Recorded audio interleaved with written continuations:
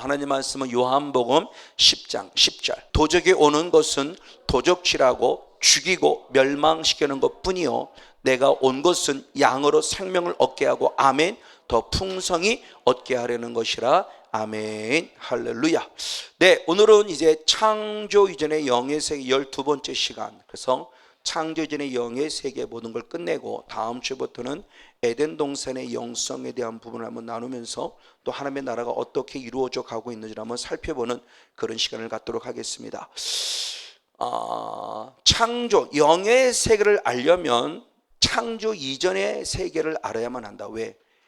홀로 계신 하나님이 영이시고 그 하나님이 곧 말씀이라고 하시는데 말씀이 역시 영이고 우리를 창조하시는데 우리의 영은 역시 또 영이고, 그러면 영인 내가 살 수 있는 길은 영이신 하나님을 만나야 되고 영으로 오신 말씀으로만 만날 때 내 영이 살 수 있죠.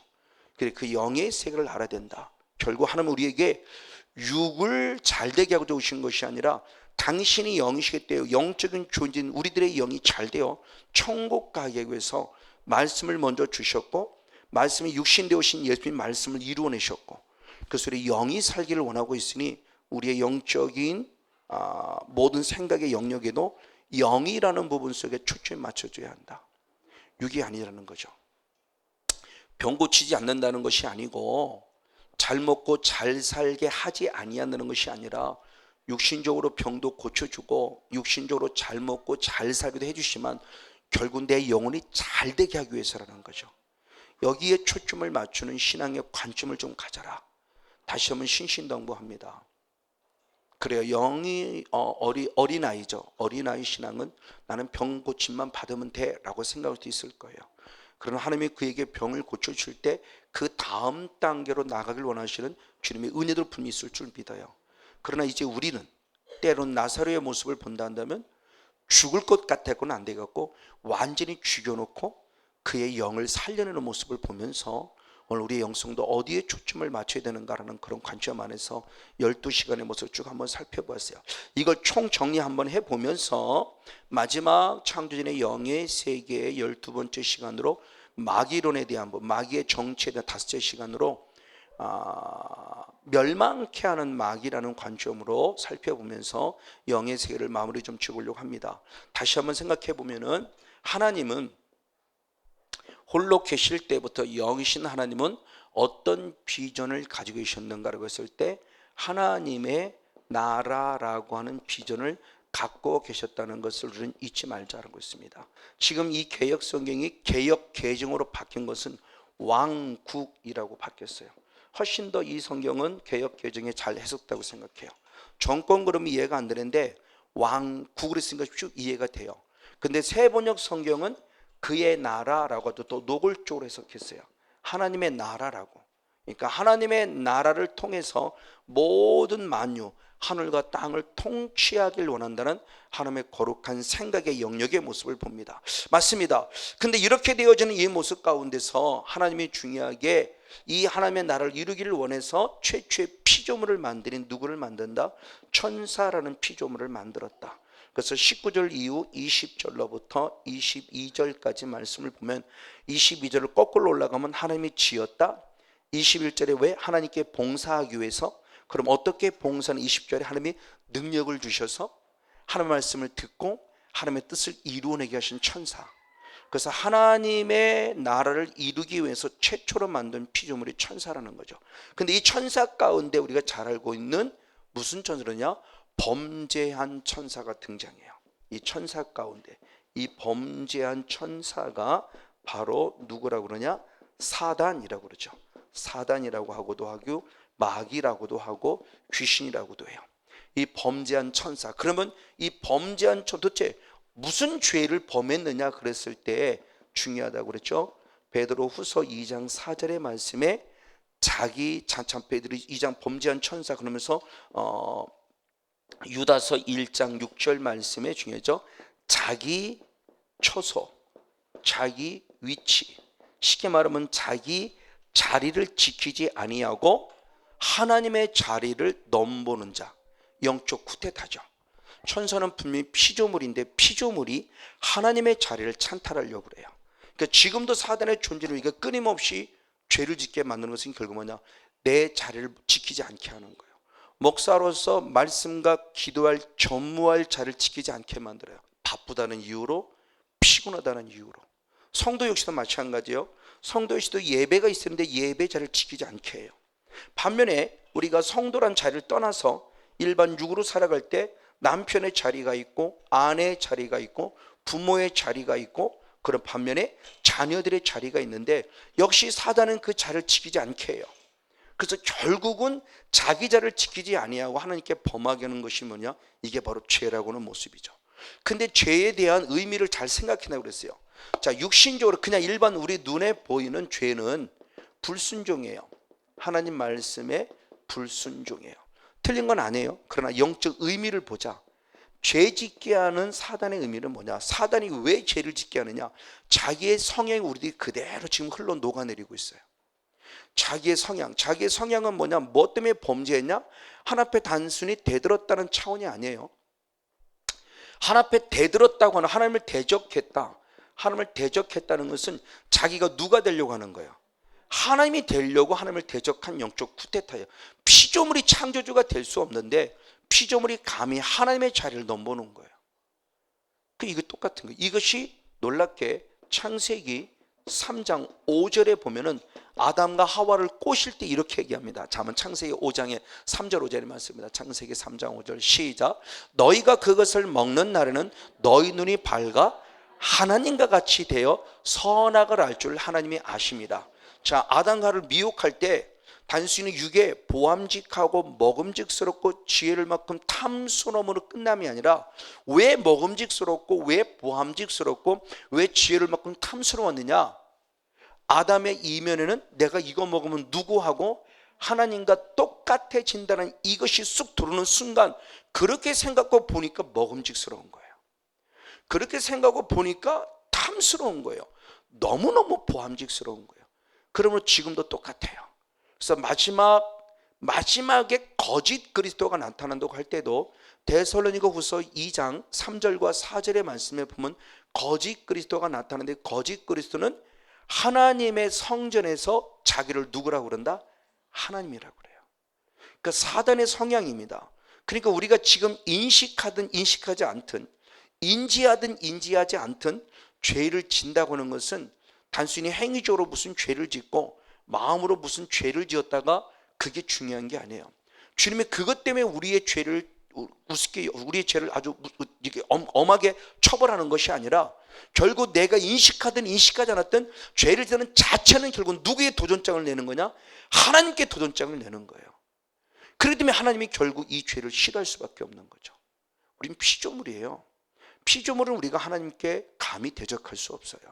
우린 그분을 찬양하고 영광 돌릴 존재이지 한순간의 모습도 하나님께 대적할 수 없다는 거예요. 그런 영적 의미를 빨리 알 때 하나님이 왜 죄를 싫어하는 걸 아는 거죠. 근데 사탄은 우리가 계속 이 죄를 지켜야 하는 거예요. 하나님을 도전하게 만들고 하나님을 대적하게 만들고. 그러니까 영적이 예민하다면 우리가 죄라는 모습을 쉽게 생각해서는 안 된다. 절대 우리는 하나님을 도전할 수 없고 대적할 수 없는 그런 존재에 대한 부분을 말씀해 줍니다. 그 성향이 잘 나타나는 게 아담과 하와뿐만이 아니라 사탄의 성향을 대표적으로 보여주는 게 에스겔서 28장 2절 말씀과 이사야 14장 13절 14절 말씀이라고 그랬지만 두 절 말씀 역시 같이 봅니다. 에스겔서 28장 2절 역시 한번 같이 있습니다. 시작. 인자의 너는 두로와에게 이르기를 주 여호와의 말씀에 네 마음이 교만하여 말하기를 나는 신이라 내가 하나님의 자리 곧 바다 중심에 앉았다 하도다. 네 마음이 하나님의 마음 같은 채 할지라도 너는 사람이여 신이 아니다. 아멘. 두로 왕에게 사단의 대표적인 성향이 잘 나타났어요. 나는 분명히 사람이에요. 근데 마음이 교만하다 보니까 내가 어디 자리에 앉겠다고 그래요? 하나님의 자리에 앉겠다고 그래요. 바벨론 왕 역시도 똑같아요. 이사야 14장 13절 14절 14장 13절 14절 역시 한번 있습니다. 시작. 내가 마음에 이르기를 내가 하늘에 올라 하나님의 뭇별 위에 나의 보좌를 높이리라. 내가 북극 지폐 산 위에 좌정하리라. 가장 높은 구름에 올라 지극히 높은 자와 비기를 하도다. 이게 바벨론 왕의 교만함이에요. 바벨론 왕이 사단이 아닙니다. 사단이 바벨론 왕 안에 들어가 교만하게 만들어서 누구의 자리를 넘보려고 했냐? 하나님의 자리. 그래서 창세기 11장 4절의 말씀에 보면 사람들이 무엇을 쌓냐? 바벨탑을 쌓아 어디까지 올라가고 그래요? 하늘 꼭대기에 올라가려고 그래요. 이건 하나님께 도전이죠.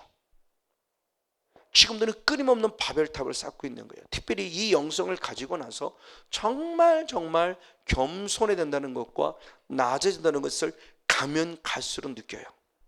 하나님을 정말 두려워 여겨요. 하나님은 양면의 하나님을 다 봐야 돼요.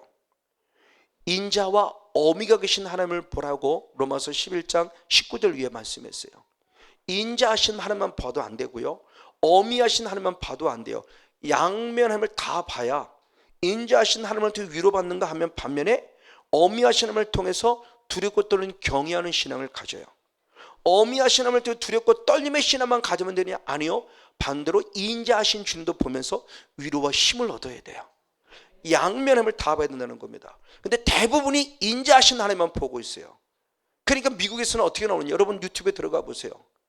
하나님은 절대 우리를 지옥에 보내지 않는다 라고 말해요. 왜? 사랑의 하나님이니까 라고만 얘기해요. 왜 성경은 사랑의 하나님만 있나요? 아니요, 어미하신 하나님이 있어요. 이 하나님을 인격적으로 만나야 되는데 이 하나님을 인격적으로 안 만나요. 그러니까 우리 신앙이 마음대로 살아가지는 거예요. 이건 대단히 의미심장한 얘기입니다. 바로 그 하나님에 대한 존재의 모습에 우리가 도전장을 내밀어서 결국 하나님부터 우리의 모습이 어떤 결과를 가지고 왔느냐. 자, 그러면 사단의 존재가 이렇게 죄짓게 하는 이유가 뭘까라는 부분을 다시 한번 살펴봅니다. 요한복음 10장 10절 상반절 말씀만 보겠습니다. 시작. 도적이 오는 것은 도적질하고 죽이고 멸망시키는 것뿐이요. 아멘. 자, 이겁니다. 예수님께서 요한복음 10장에 강도, 나보다 먼저 온 자는 강도다, 절도다라고 그래요. 절도다, 강도다가 똑같은 원어예요. 우리나라 말로만 앞편에서는 절도라고 표현했고 뒤에서는 강도라고 표현했지 원어는 똑같아요. 즉 사단의 성향을 지금 거짓 선자를 얘기하는 거고, 그 거짓 선자는 결국 사단의 성향을 가진 자죠. 그 가진 자가 무엇이냐고 했을 때 우리에게 죄라는 합법적인 통로로 들어온다. 그리고 왜 이 사람이, 이 존재가 바로 도적질은 사단임을 얘기하면서 무엇하냐? 가장 먼저 우리의 것을 무엇한다? 도적질하기 위하며 다음에 무엇하기 위함이다? 죽이기 위함이고 다음에 무엇하기 위함이다? 멸망시키기 위함이란 존재를 정확하게 예수님의 영적인 관계 속에서 우리의 영성만, 거룩한 영성만 자라게 하는 것이 아니라 악한 사탄 마귀도 내 안에 나쁜 영성이 자라게 해서 결국 순차적으로 우리를 이렇게 무너뜨려가는 과정을 기가 막히게 보여주는 거예요. 그 첫 번째가 죄라는 합법적인 통로로서 우리의 것을 도적질하게 합니다. 하나님이 축복을 안 준 것이 아니라 우리의 축복을 주신데 뺏겼다는 거예요. 자, 그 말씀이 예레미야 5장 25절, 24절, 25절 한번 두 절 말씀을 보겠습니다. 예레미야 5장 24절 시작. 또 너의 마음으로 우리에게 이른 비와 늦은 비를 때를 따라 주시며 아멘.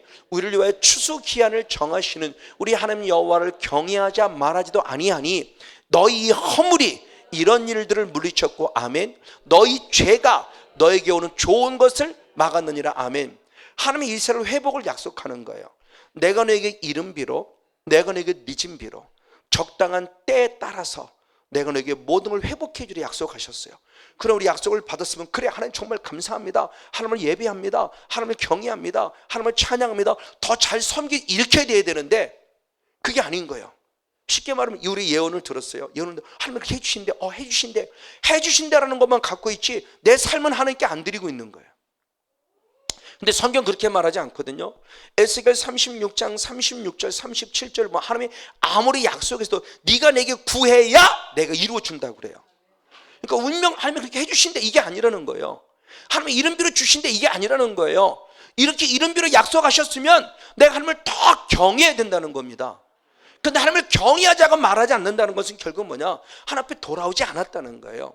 하나님 앞에 약속만 받았지, 언약의 약속만 받았지 그 약속이 이루어지기까지 주님을 경외하지 않은 내 신앙의 회복이 안 됐다는 거예요. 이것이 이게 허물이에요. 이게 죄예요. 이 허물이 이른 비로 늦은 비로 오는 것들을 무엇했고? 물리쳤고, 이 하나님을 경외하자라는 이것이 하지 않은 이 죄가 내게 오는 좋은 걸 무엇했다? 막았다 그래요.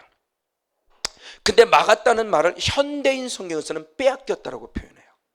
현대인 성경은 결국 뭐냐? 하나님의 축복을 안 주신 것이 아니라 주셨는데 뭐가 됐어요? 뺏겼어요. 뭐가? 내가 범한 죄가. 그런 그 죄를 누가 범하게 하는 거다? 사단이. 하나님이 죄를 범하게 하는 일은 없잖아요. 요한에서 3장 8절에 분명히 죄를 짓게 하는 자는 누구요? 마귀라고 그랬잖아요. 그러니까 마귀가 죄 짓게 한 거예요. 왜? 축복이 아니라 무엇 받게 하려고? 저주 받게 하려고. 그나마 주신 축복마저 빼앗아 가려고. 이게 사단의 성향이라는 거예요. 그 말씀을 대표하는 걸 지금 계속 반복합니다. 시편 107편 10절 11절 말씀도 봅니다. 시편 107편 10절 11절 말씀 역시 봅니다. 시작. 사람이 흑암과 사망의 그늘에 앉으며 곤고와 쇠사슬의 매임은 하나님의 말씀을 거역하며 지존자의 뜻을 멸시함이었어요. 내게 흑암이 있어요. 내게 어둠이 있어요. 내게 사망의 권세가 있어요. 내 인생이 곤고해요. 모든 것이 묶여 있어요. 왜? 라고는 답을 주신 겁니다. 내가 하나님, 내 주권자, 나의 지존이신 하나님, 그분의 이름을 영광 돌리지 않았을 뿐만 아니라 그분께 범한 죄, 그 죄가 이런 결과를 가져왔다는 거죠. 그래서 사도 바울도 로마서 7장 25절의 말씀에 오라 나는 곤고한 자로다. 누가 나를 이 사망의 몸에서 건져낼고 말하며 그와 같은 영성을 가지고 있음에도 불구하고 인생이 곤고하대요. 내가 사망의 몸에 있어요. 죽을 것 같은 상황과 환경이 만들어진다는 거죠. 그 원인을 깨달았어요. 그 전에는 몰랐어요. 드디어 영적 원리를 발견했다고 말하며 로마서 7장 21절 이렇게 얘기했습니다. 로마서 한번 7장 21절 말씀 보겠습니다. 시작. 그러므로 내가 한 법을 깨달았노니 아멘. 그 선을 행하기 원하는 나에게 악이 함께 있는 것이다. 아멘. 한 법을 깨달았다 하는 것은 결국 뭐예요? 영적 원리를 깨달았다는 거예요. 내가 새로운 영적 원리를 깨달았으니 선을 행하기 원하는 내 안에, 즉 나라는 존재는 선만 있는 것이 아니라 무엇도 같이 하고 있다? 악도 같이 공존하고 있더라는 거죠. 선은 물론 선한 분은 하나님밖에 하나님 홀로만 그분만이 선하다 했으니까 성삼위 하나님 성령님이 내게 계신 거예요. 반대로 악한 자는 누구예요? 사단이죠. 사단의 존재가 내 안에 같이 거하고 있다는 거예요. 이게 함께하고 있음을 통해서 얘가 결국 끝끝내 나의 인생을 무엇하게 곤고하게 만들고 나를 어디로 이끌어가고 있다? 사망의 권세로 이끌어가고 있는 거예요. 이걸 깨달은 거죠. 이게 영적 원리 가운데 왜 저게 시편기도 마찬가지고 왜 다윗과 같은 네스타가 되고 사망의 음침한 골짜기를 걸어간다고 얘기를 해댔으며 바울과 같은 이런 거룩한 영성을 가진 자가 왜 이렇게 내 인생이 곤고하다고 고백할 수밖에 없는가? 그 영적 원리는 이거예요. 선만 있는 것이 악이, 악한 영은 내 안에 거하니까 계속 죄를 범하게 하니까 내 환경과 조건을 자꾸 치고 넘어지니까 인생이 곤고해. 저도 그 속을 뻔했으니까. 그래서 목회하다 쓰러지고 넘어져서 내가 목회를 포기할 뻔했으니까 내 인생이 너무 곤고한 거예요. 목회가 너무 곤고한 거예요. 그러니까 영적 원리를 못 하는 거 원망했어요. 뭐 하는 겁니까? 하나님 나를 안 지켜주시고 내가 뭘 잘못했어요? 내가 농땡이를 폈습니까? 내가 무슨 게으름을 폈습니까?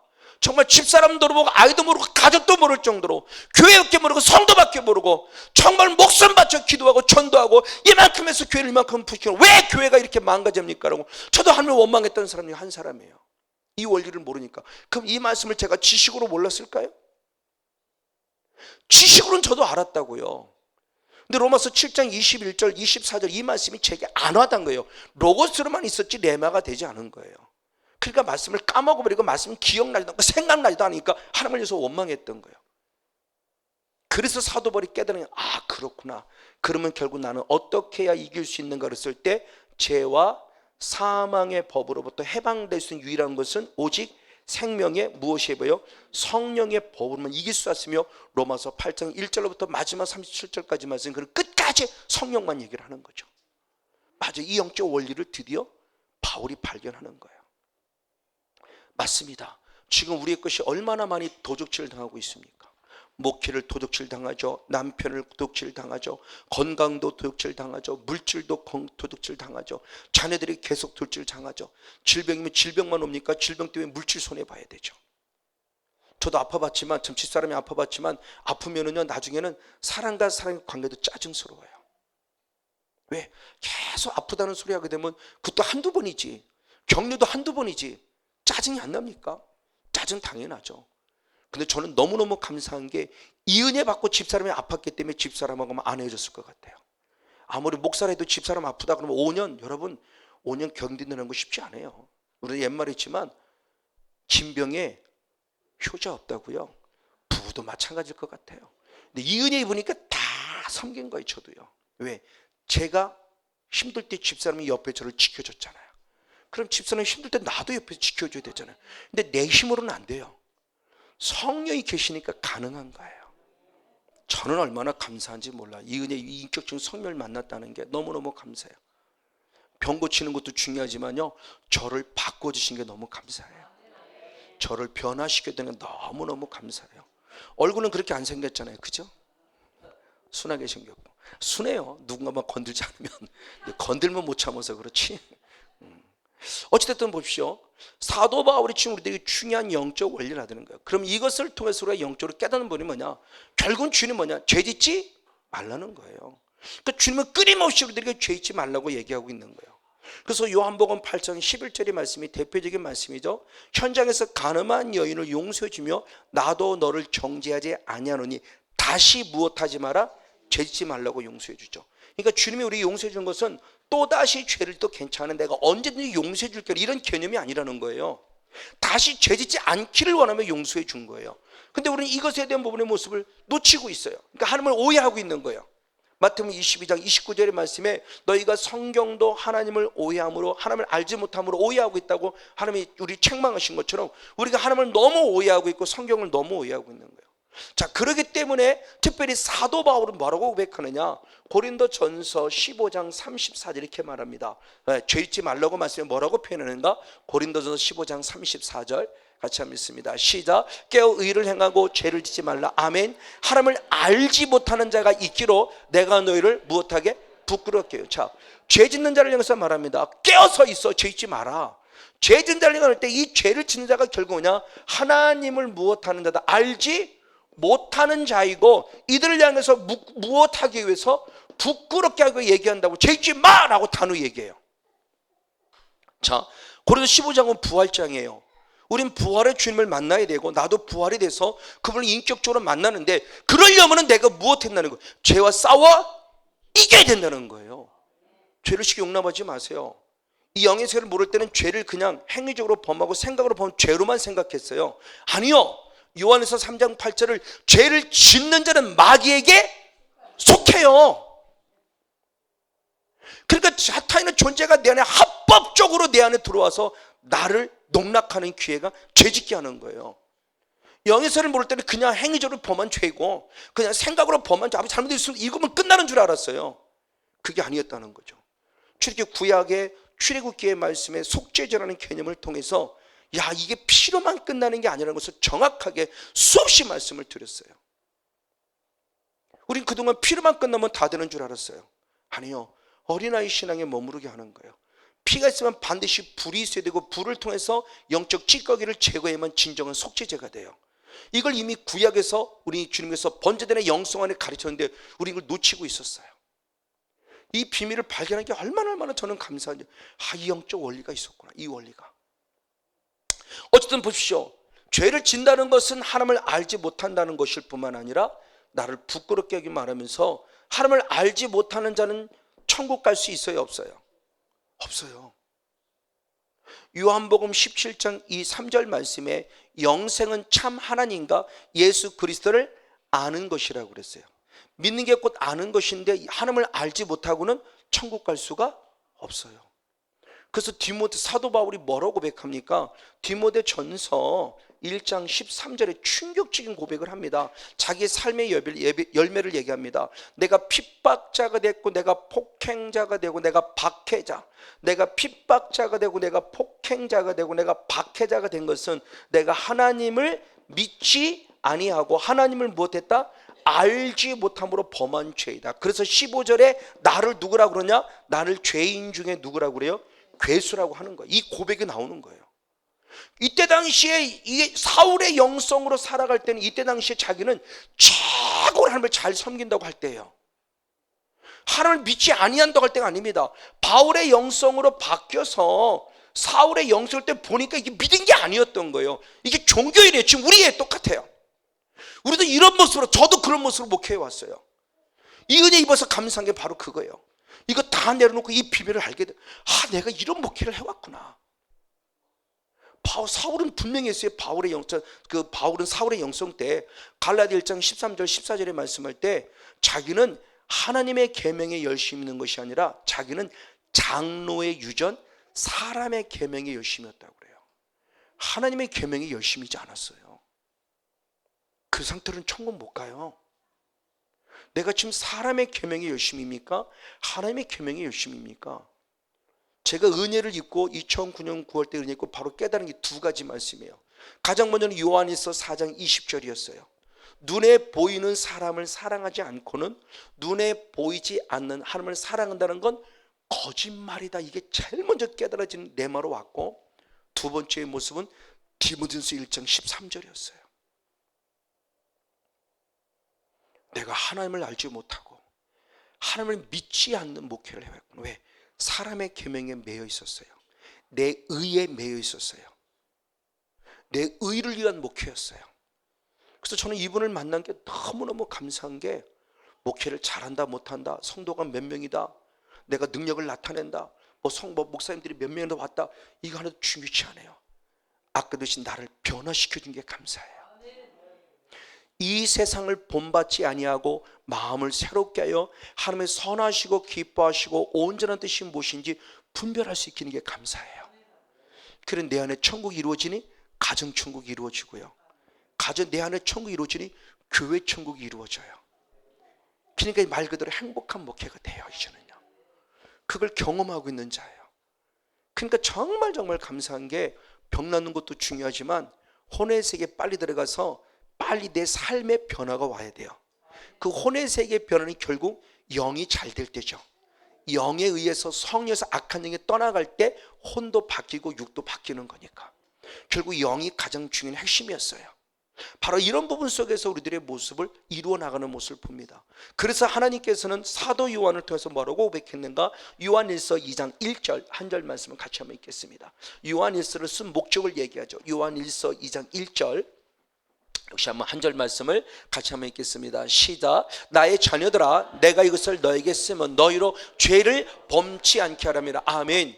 자, 사도 요한을 통해서 성경을 쓴 목적을 얘기할 때 무엇하게 합니다? 죄를 짓지 않게 하기 위해서 이 성경을 썼다라고 그래요. 죄를 지어도 되는 것이 아니라 죄 짓지 말라게 하려고 이 성경을 썼다라는 거예요.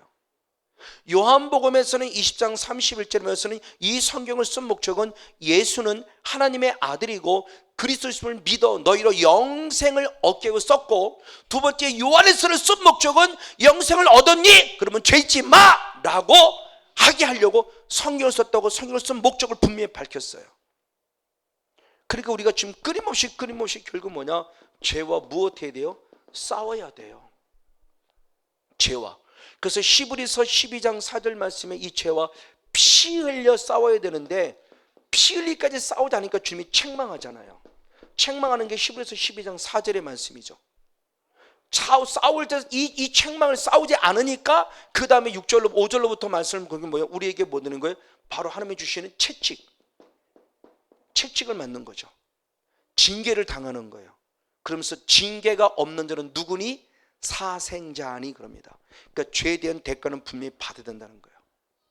그 죄에 대한 대가가 없으면 이 땅에서 나중에 대가를 보면 그때는 지옥이니까 그 전에 이 땅에서의 죄에 대한 대가를 받는 게 오히려 내가 아직도 하나님 앞에 사랑받고 있다는 증거다. 고난이 오히려 유익이라는 게 바로 그거죠. 아직은 내가 하나님 앞에 사랑받고 있다는 증거구나. 누가 봐도 죄인데 죄에 대한 대가가 없어요. 그럼 우리는 뭐라 그러냐? 봐봐, 아무 일 없잖아. 죄지도 괜찮잖아. 착각하지 마세요. 당신은 하나님의 아들이 아니에요. 죄든데 아무 일이 없어서 제가 이번에 페이스북, 저희 카톡, 저희 성령 사역 세미나의 그 단톡 밴드 다 올려놨어요. 범죄에도 불구하고 아무런 대가가 없다? 당신은 하나님의 아들이 아니다라는 다른 사람, 제가 평소 하는 얘기인데 다른 어떤 목사는 쓴 글이 있어 제가 그대로 그것을 퍼날랐어요. 충격받아야 돼요. 첫 번째는 사탄이 우리의 모습을 죄를 짓게 만들고 이것을 이와 같이 도적질에 가기에 오늘 저 여러분 철저히 죄와 썩기를 원하고 혹시 죄를 지었다 한다면 바로 2절 하반절에 말씀하세요. 만일 누가 죄를 범하면 아버지 앞에서 우리에게 누가 있으니 대언자가 있으니 곧 그리스도 의로우신 예수 그리스도라. 아멘.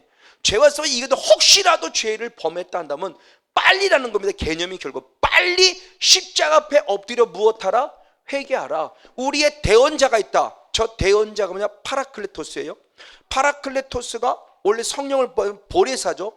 보혜사를 파라클레토스라는데 저기도 대언자도 파라클레토스예요. 그러니까 예수가 파라클레토스예요. 근데 보혜사는 뭐래요? 또 다른이라고 하죠. 그러니까 똑같은 예수님도 파라클레토스 우리의 보혜사고 성령님도 보혜사인데 예수님을 대언자라고 표현했다 한다면 이 보혜사는 또 다른이라고 표현하는 거죠. 그러니까 다름이 아니라 같은 삼위일체 하나님인데 하시는 일이 다름에 있어서 예수님께도 파라클레토스, 성령에게도 파라클레토스라고 붙이는 거죠. 그분이 지금 우리의 죄를 무엇하려고 용서하려고. 그래서 12절에 그렇게 고백했어요. 12절 말씀을 봅니다. 요한일서 2장 12절 시작. 자녀들아 내가 너희가 쓰는 것은 너희 죄가 그의 이름으로 말미암아 사함을 얻음이라. 아멘. 그러면 혹시 죄를 묻든 빨리 십자가 회개하라. 그러면 너는 예수의 이름으로 말미암아 무엇? 죄 사함을 받음을 알게 하려고 내가 썼다. 할렐루야. 죄와 싸워 이길 원해서 성경을 썼을 뿐만 아니라 죄가 있든 빨리 십자가 앞에 무릎 꿇어 회개하라. 그러면 너희에게 죄 사함이 있음을 알게 하리라. 아멘. 그래서 가장 먼저는 사탄에게 죄라는 합법적인 통로로 자꾸 빼앗아가요. 빨리빨리 분별해 보세요. 내 가정의 물질을 뺏기고 있습니까? 내 가정의 건강을 뺏기고 있습니까? 내 가정이 파괴되고 뺏기고 있습니까? 내 자녀들을 뺏기고 있습니까? 이건 결국 무엇 때문이다? 우리가 범한 죄 때문이다. 그럼 무엇에 빨리 예수의 피밖에 없어요. 무조건 무릎 꿇으세요. 저도 이 은혜 입은 것이 회개라는 통로였기 때문에 이전에 있기 전에도 회개를 강조했던 목사 중에 하나지만 이 은혜 건 더 철저히 회개를 강조합니다. 왜? 죄사함 받지 않으면 천국 갈 수 없어요. 내가 의를 행했기 때문에 천국 가는 거 아니에요. 죄사함 받았기 때문에 천국 가는 거예요. 의를 자랑할 게 아무것도 없어요.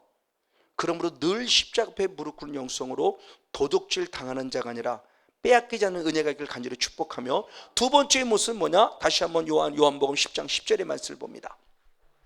사탄의 존재가 그러면 두 번째 죄짓게 한 다음에 우리를 어떻게 넘어가느냐? 자, 두 번째 시작. 도적이 오는 것은 도적질하고 다음에 죽이고 그럽니다. 자, 도적질했어요. 다 빼앗겼어요. 그 다음에 뭐예요? 죽이고요.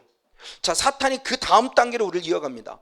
도둑질을 해서 나름대로 하나님을 잘 믿어서 기도도 하고 목회도 하고 금식도 하고 했는데 뺏겼어요. 그러니까 지쳐요. 지치게 만들어요. 여러분 혹시 우리가 목회 동안 저처럼 지금은 지치지 않나요? 해도 안 되니까요. 많은 분들이 저에게 전화가 옵니다. 대부분이 뭐냐? 목사님이 지쳤어요가 공통점이에요. 제가 이걸 꼭 해줍니다. 지금 일어서야 됩니다. 왜? 지침에 끝나면 지치고 나면 이 다음에 우리를 그 다음에 뭐냐? 영을 죽이는 거예요. 자, 사전적 의미로 죽음은 사전적 의미로는 우리가 끝이에요. 이 땅에서 죽음이라는 게 끝이에요. 영적인 의미에서는 죽음은 끝이 아니에요. 하나의 단계일 뿐이에요. 그 다음 멸망이 끝이지 여기가 끝이 아니에요. 그러면 성경에서 말씀하는 죽었다고 하는 것은 에베소 5장 14절의 말씀에 내 영이 지금 무엇하고 있는 거냐? 잠자고 있다는 것을 얘기를 하는 거예요. 이걸 지난주에 아주 깊게 다뤘죠. 내 영이 잠자고 있다는 거예요. 왜? 영이 잠자고 있는데 어떤 일이 벌어지느냐? 마태복음 13장 25절의 말씀을 봅니다. 마태복음 13장 25절 시작. 사람이 잘 때 그 원수가 와서 곡식 가운데 뭐냐? 가라지를 덧뿌리고, 내가 영적으로 잘 때 사단의 존재가 등장해서 내게 뭐를 뿌리고 간다? 가라지. 이 사단을 원수라고 그랬어요. 그러면서 여기도 보충 설명, 주님이 직접 주석을 달았습니다. 38절과 39절 마태복음 13장 38절 39절 역시 있습니다. 시작. 밭은 세상이고 좋은 씨는 천국에 알되고 가라지는 악한 자의, 가라지는 악한 자의 아들들이고 그 가라지를 심은 원수는 누구다? 마귀다. 이 가라지를 심은 원수는 사단, 마귀고, 그가 내게 뭐를 심었고 가라지를 심었고, 가라지는 이 악사단의 누구다? 자녀, 아식. 그러니까 결국 뭐냐? 사단의 존재가 우리 안에 가라지를 뿌리는 것은 귀신들을 심어놓은 거예요. 자, 사단은 단수입니다. 마귀는 단수예요. 그 밑에 있는 부하들이 복수예요. 귀신들입니다. 그러니까 사단의 정체가 우리가 영적으로 잠잘 때 내 안에 뭐를 뿌리간다? 귀신들을 뿌려요. 그게 질병이든 가난이든 관계든 물질이든 뭐든 자꾸 뿌리고 가요. 내가 무엇 할 때? 잠잘 때. 하나님 원망하지 마세요. 주님 영적 원리 다 알려주셨어요. 그럼 중요해요. 이 내가 영적으로 잠자고 있다라고 하는 이 잠자고 있는 것이 결국 뭐냐? 성경에서는 두 가지로 말합니다. 말씀을 듣지 못하게 만드는 것이고, 두 번째 기도하지 못하게 만드는 거다. 그래서 대표적으로 사도행전 20장 9절 말씀에 유두고가 바울을 통해서 오랫동안 말씀을 듣다가 창문에 걸터 앉는데 깊이 졸았다 그럽니다. 깊이 졸다가 말씀을 듣지 못하고 떨어져 무엇했다? 죽었다 그래요. 물론 하나님의 은혜로 살아났지만. 근데 그때 깊이 졸게 된 의미가 뭐냐? 피곤이에요. 똑같은 말씀이 기도도 마찬가지예요. 마태복음 26장 41절과 43절의 말씀을 통해서 보면은 예수님이 겟세마네 동산에서 당신이 죽을 것 같기 때문에 제자들에게 중보 기도를 부탁할 뿐만 아니라 제자를 살리기 위해서 기도를 부탁해요. 그래서 시험에 들지 않게 깨어있어 기도하라고 주님이 신신당부하고 3번이나 기회를 줬지만 43절에 보니 눈이 피곤함으로 말미암아 기도하지 못했다라고 표현이 됐다라고 말하죠. 그 순간 이들은 다 예수를 못했어요? 부인하고 다 도망갔어요. 똑같은 말씀이 출애굽기 17장의 8절 이후부터 말씀을 통해서 보면은 아말렉이 애굽에서 하나님이 우리를 구원해서 광야라는 교회에서 들어왔는데, 광야에 들어오자마자 아말렉이라는 영적 공격이 들어와요. 사탄, 구원받은 우리들에게 사탄의 공격이 들어오는 것처럼 아말렉의 공격이 들어올 때 모세는 영적 원리를 알았어요. 그래서 손을 들고 기도합니다. 여호수아는 나가 전쟁터에 싸웁니다. 근데 아론과 훌이 옆에서 보니까 모세의 손이 올라가면 이기는데 모세의 손이 내려오면 져요. 근데 분명히 성경의 11절, 9절, 8절, 9절, 10절, 11절 쭉 말씀을 보면서 보면은 모세가 손이 피곤함에 내려왔다 그래요. 그 피곤하다라는 겁니다. 그럼 말씀을 듣지 못하는 것도 피곤함이고 기도하지 못한 것도 결국 뭐냐? 피곤함이에요. 제가 그랬어요. 저는 물론 원래부터 하나님이 주신 만든 본인이 저는 새벽형이에요. 집사람은 철회형이고. 근데 새벽형이지만 윤석전 목사님이 하루에 2시간밖에 기도를 안 했다고 하니까 저도 도전을 받습니다. 그래서 나도 그러면 2시간만 자고 기도해야지라고 저도 철회에 들어갑니다. 철회에 들어가는데 놀는 거는 왜 온라이트가 되는데 왜 기도는 온라이트가 안 되지? 어느 순간 기껏 하면 2시야. 2시만 넘으면 이러고 있어요. 잠자고 있는 거예요. 근데 이게 단순히 피곤해서 잠잤더라 끝나지 않아요. 이것이 드디어 내게 기도를 꺾어버리고 기도가 안 되게 만드는 통로가 됐어요. 그러니까 성령께서 하게 하신 것을 한 게 아니라 내가 한번 해봐야지라고 한 거예요. 나도 한번 기도해봐야지. 잘못된 거 아니잖아요. 그렇죠? 기도해야 되는 거 잘못된 거 아님에도 불구하고 사탄은 그 기회를 성령께서 하게 하셨으면 이겼을 텐데 내가 해보자 할 때 나는 영의 세계를 모르니까 결국 지고 만 거예요. 똑같은 하나님의 일에도 제가 그러는 겁니다. 저도 2009년 9월 때 은혜 있고 2010년 이 사역을 했을 때 군포에 있을 때 성전을 저희가 지하를 얻었고 2층, 3층, 4층을 얻었어요. 교회가 막 부흥됐기 때문에 한 75명까지 하니까 하나님의 은혜를 다 얻었어요. 얻었는데 어느 순간 멈춰버린 거예요. 그래서 성도가 떠나면서 이걸 얻어놓고 활용을 못하고 있었어요. 이 은혜를 입었어요. 이 은혜 있고 뭔가 해야겠다는 생각이 들었어요. 이 사역을 해야겠다는 생각이 들었어요. 이 사역이 해야겠다고 생각했다가 아주 큰 거 다쳤습니다. 한 4개월 동안 정말 아주 상상할 수 없는 공격을 당했어요. 그게 제가 아주 큰 첫 번째 공격이었어요. 4개월을 저는 정말 사탄하고 영을 왜? 하나님의 음성을 들으니까 속지 말라고 계속 음성을 들으니까 이게 사탄이 그러는 거라고 알아서 치열하게 싸운 거죠. 4개월을 싸웠는데 하나님 앞에 기도하면서 하나님 그러면 언제 합니까? 도대체 언제 해야 되고 물은 거야. 그때서 뒤늦게 깨닫고 내가 했던 거 잘못 구하며 하나님 그럼 언제 해야 될 때 강단에서 무릎 꿇고 기도했더니 하나도 음성이 없다가 집에 가서 8월 달에 뒤에서 일하다고 교회 가서 더워서 샤워하다가 샤워하면서 계속 기도하면 하나님 언제 해야 돼요? 언제 해야 될 때 조금만 기다리는 음성을 선명하게 들은 거예요. 그래서 바로 교회 선포했습니다. 그리고 9월달 한 달 내로 기도합시다 라고 말하며 조금만 기다리고 있으니까 빨리 기도합시다 라고 기도의 불을 땡기고 10월달부터 하나님의 응답받고 2010년 10월달부터 지금까지 이 사역을 해온 거예요. 근데 하나님의 음성을 듣고 시작하니까 기가 막힙니다. 안 되던 게 풀어져요. 사람을 한 10명인가의 사람을 붙여주면서 그러면서 모든 것이 필요한 부분들을 다 채우해서 한 가닥 한 가닥 더 풀어지면서 자유해지면서 한 달 정도 공사를 마쳤고 그때부터 10년간 9년간 지금 정확하게 온 겁니다. 놀랍지 않아요? 똑같은 하나님의 일에도 내가 하는 하나님의 일과 하나님의 하계에서 하나님의 일은 차원이 달라요. 그러니까 내가 하려고 하다가 완전히 사단에 완전 콩고물이 될 뻔했어요. 그놈한테 짓밟혀서 결국 목회를 포기할 뻔한 고비들이 오는 그런 안타까운 순간이 있었지만 하계하심이 하니까 사람도 붙여주시고 물질도 붙여주시고 환경도 붙여 일사천리로 되더라는 거죠. 똑같은 하나님의 이름에도 불구하고 어떤 사단의 존재가 지금 저와 같이 침투해 들어가 영적으로 잠자게 할 때 기도하지 않을 때라는 거예요. 아니 기도하지 못하게 하는 거죠 결국. 그래서 그때 우리 가라지를 뿌려요. 가난의 가라지, 질병의 가라지, 이겁니다. 자, 이렇게 하나님께 주시는 은혜 모습 건데 영적 원리를 알고 보니까 내가 말씀을 듣지 못하고 있고 내가 기도하지 못하고 있다면 빨리 깨달아라. 지금 내가 영적으로 잠자고 있는 거구나, 사탄에 의해서. 근데 더 놀라운 것은 영적으로 잠잘 때 어떤 일이 벌어지느냐. 누가복음 21장 34절을 봅니다. 너희는 스스로 조심하라. 그렇지 않으면 방탕함과 술 취함과 세상의 염려로 마음이 둔해지고 뜻밖의 그날이 덫과 같이 너에게 임하리라. 아멘. 제가 마지막 때를 얘기하면 주님에게 경각심을 주는 말씀의 내용입니다. 그건데 뭐라고냐? 스스로 조심해. 방탕함, 술 취함, 생활의 염려가 네 마음을 무엇하게 한다? 둔하게 한다. 네 마음을 둔하게 한다 그래요. 자, 이것이 아까 기도하지 못한 피곤함과 원어가 같아요. 바레오라는 원어예요. 근데 바레오라는 원어가 말씀을 듣지 못하고 기도하지 못하게 할 때는 육신적으로 피곤해서 기도하지 못한 것처럼 바레오라는 원어가 사용됐지만 예수님의 마지막 때를 얘기할 때의 바레는 원어는 뭐냐? 영적인 둔함이에요. 스스로 조심하지. 마지막 때 말씀에도 깨어있지 않으면 내가 영적으로 둔해진다는 거예요. 그 영적으로 둔해지는 환경과 조건이 뭐냐? 방탕함, 술 취함, 생활의 염려. 내 육적인 부분 속에서 나를 자꾸 넘어지게 하는 거예요. 이게 내 영이 잠자게 하는 거예요. 영적이 둔해져요. 영감이 둔해져요. 영적 감각이 사라져버려요.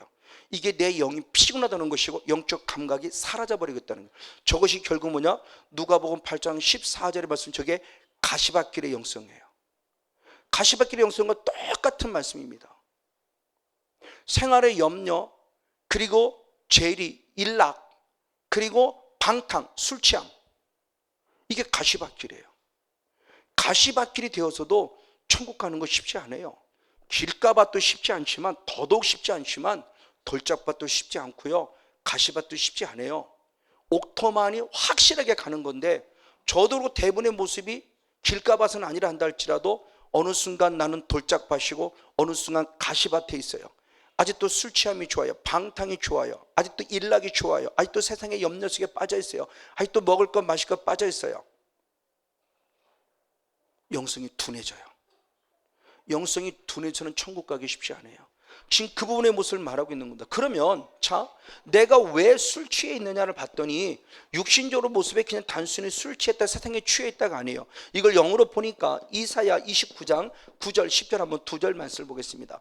이사야 선지자는 이걸 분명히 영어로 해석했습니다. 자, 같이 있습니다. 시작. 너희는 놀라고 놀라라. 아멘. 너희는 소경이 되고 소경이 되라. 그들의 취함이 포도주로 인함이 아니며 그들의 비틀거림이 독주로 인함이 아니라 대저 여호와께서 깊이 잠들게 하는 신을 너에게 부어주사 너희 눈을 감기셨으며 눈은 선지자여 너희 눈을 덮으셨으니 이는 머리는 선견자라.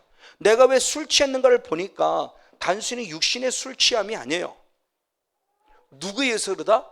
잠자게 하는 영, 잠자게 하는 영이 내 안에 들어옴으로 내가 세상의 술에 취해 있고 포도주에 취해 있고 독주에 취해 있어요.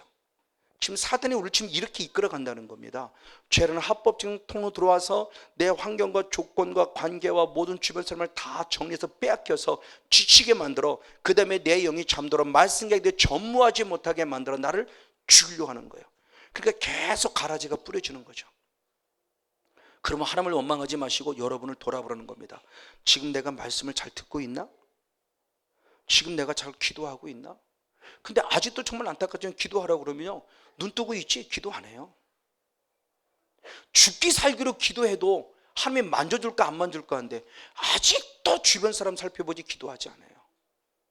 기쁨에 가서도 우리 기도 마찬가지고 그런 사람을 한두 사람 보는 게 아니에요. 그래서 그럽니다. 기도 좀 하세요. 그래요. 그럼 맞아요. 기도가 안 돼서 알아요. 근데 본인은 그 기도가 안 되기 때문에 기도가 안 되는 것을 어떻게 해결해 보려고 애씀이 없어요. 부족하지만 제게 있어서는 저는 어떤 그런 하나님이 주신 어떤 그런 모습 속에 아닌 건 아닌 것들 모습 뭔가 해보려고 하는 그런 모습이 있어요. 저는 성결과 목사이기 때문에 저분은 그게 좀 더 배우면서 강해졌기도 하고 지금 이제는 절대 주권을 인정하지만 뭔가 아닌 걸 막 돌파해 보려고 하는 막 그게 있어요. 기도가 안 되면 기도해 보려고 해야 되는데 기도가 안 되면 녹다운 되지는 않아요. 저는요. 기도가 안 되게 해보려고 하는데 안 되니까 쓰러지고 넘어진 것뿐이지 기도 자체를 완전히 못하고 그랬던 건 아니었다는 거죠. 부르짖어도 될까 말까 한 판에 부르짖으라면 하나님이 귀 먹었습니까? 라고 안 부르짖고 그럼 하나님이 뭐라고 합니까? 그럼 뭐하러 기도해요? 하나님은 이미 다 듣고 아신다고 했는데 기도하니까 기도하는 거 아니에요? 그럼 기도 응답합시다. 그럼 해요. 근데 주님이 기도할 때 거의 90% 이상은 뭐라고 그랬냐? 꼭 부르짖으라 그랬어요.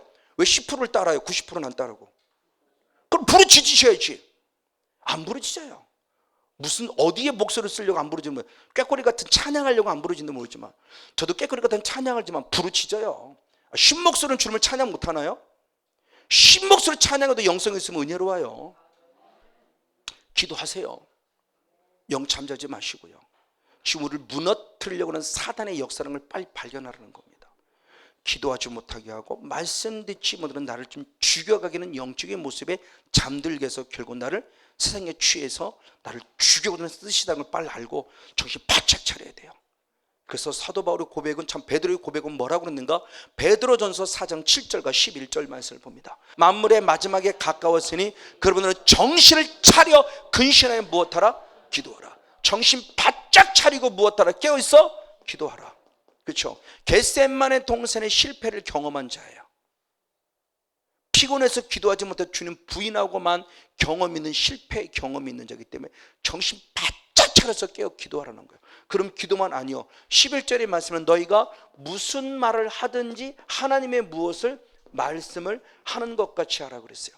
누구보다 확실히 왜? 제게는 영생의 말씀이 있음에 라고 하는 부분의 모습을 가지고 있기 때문에 바로 베드로는 이와 같은 영성을 통해서 이겨나가는 모습을 봐요.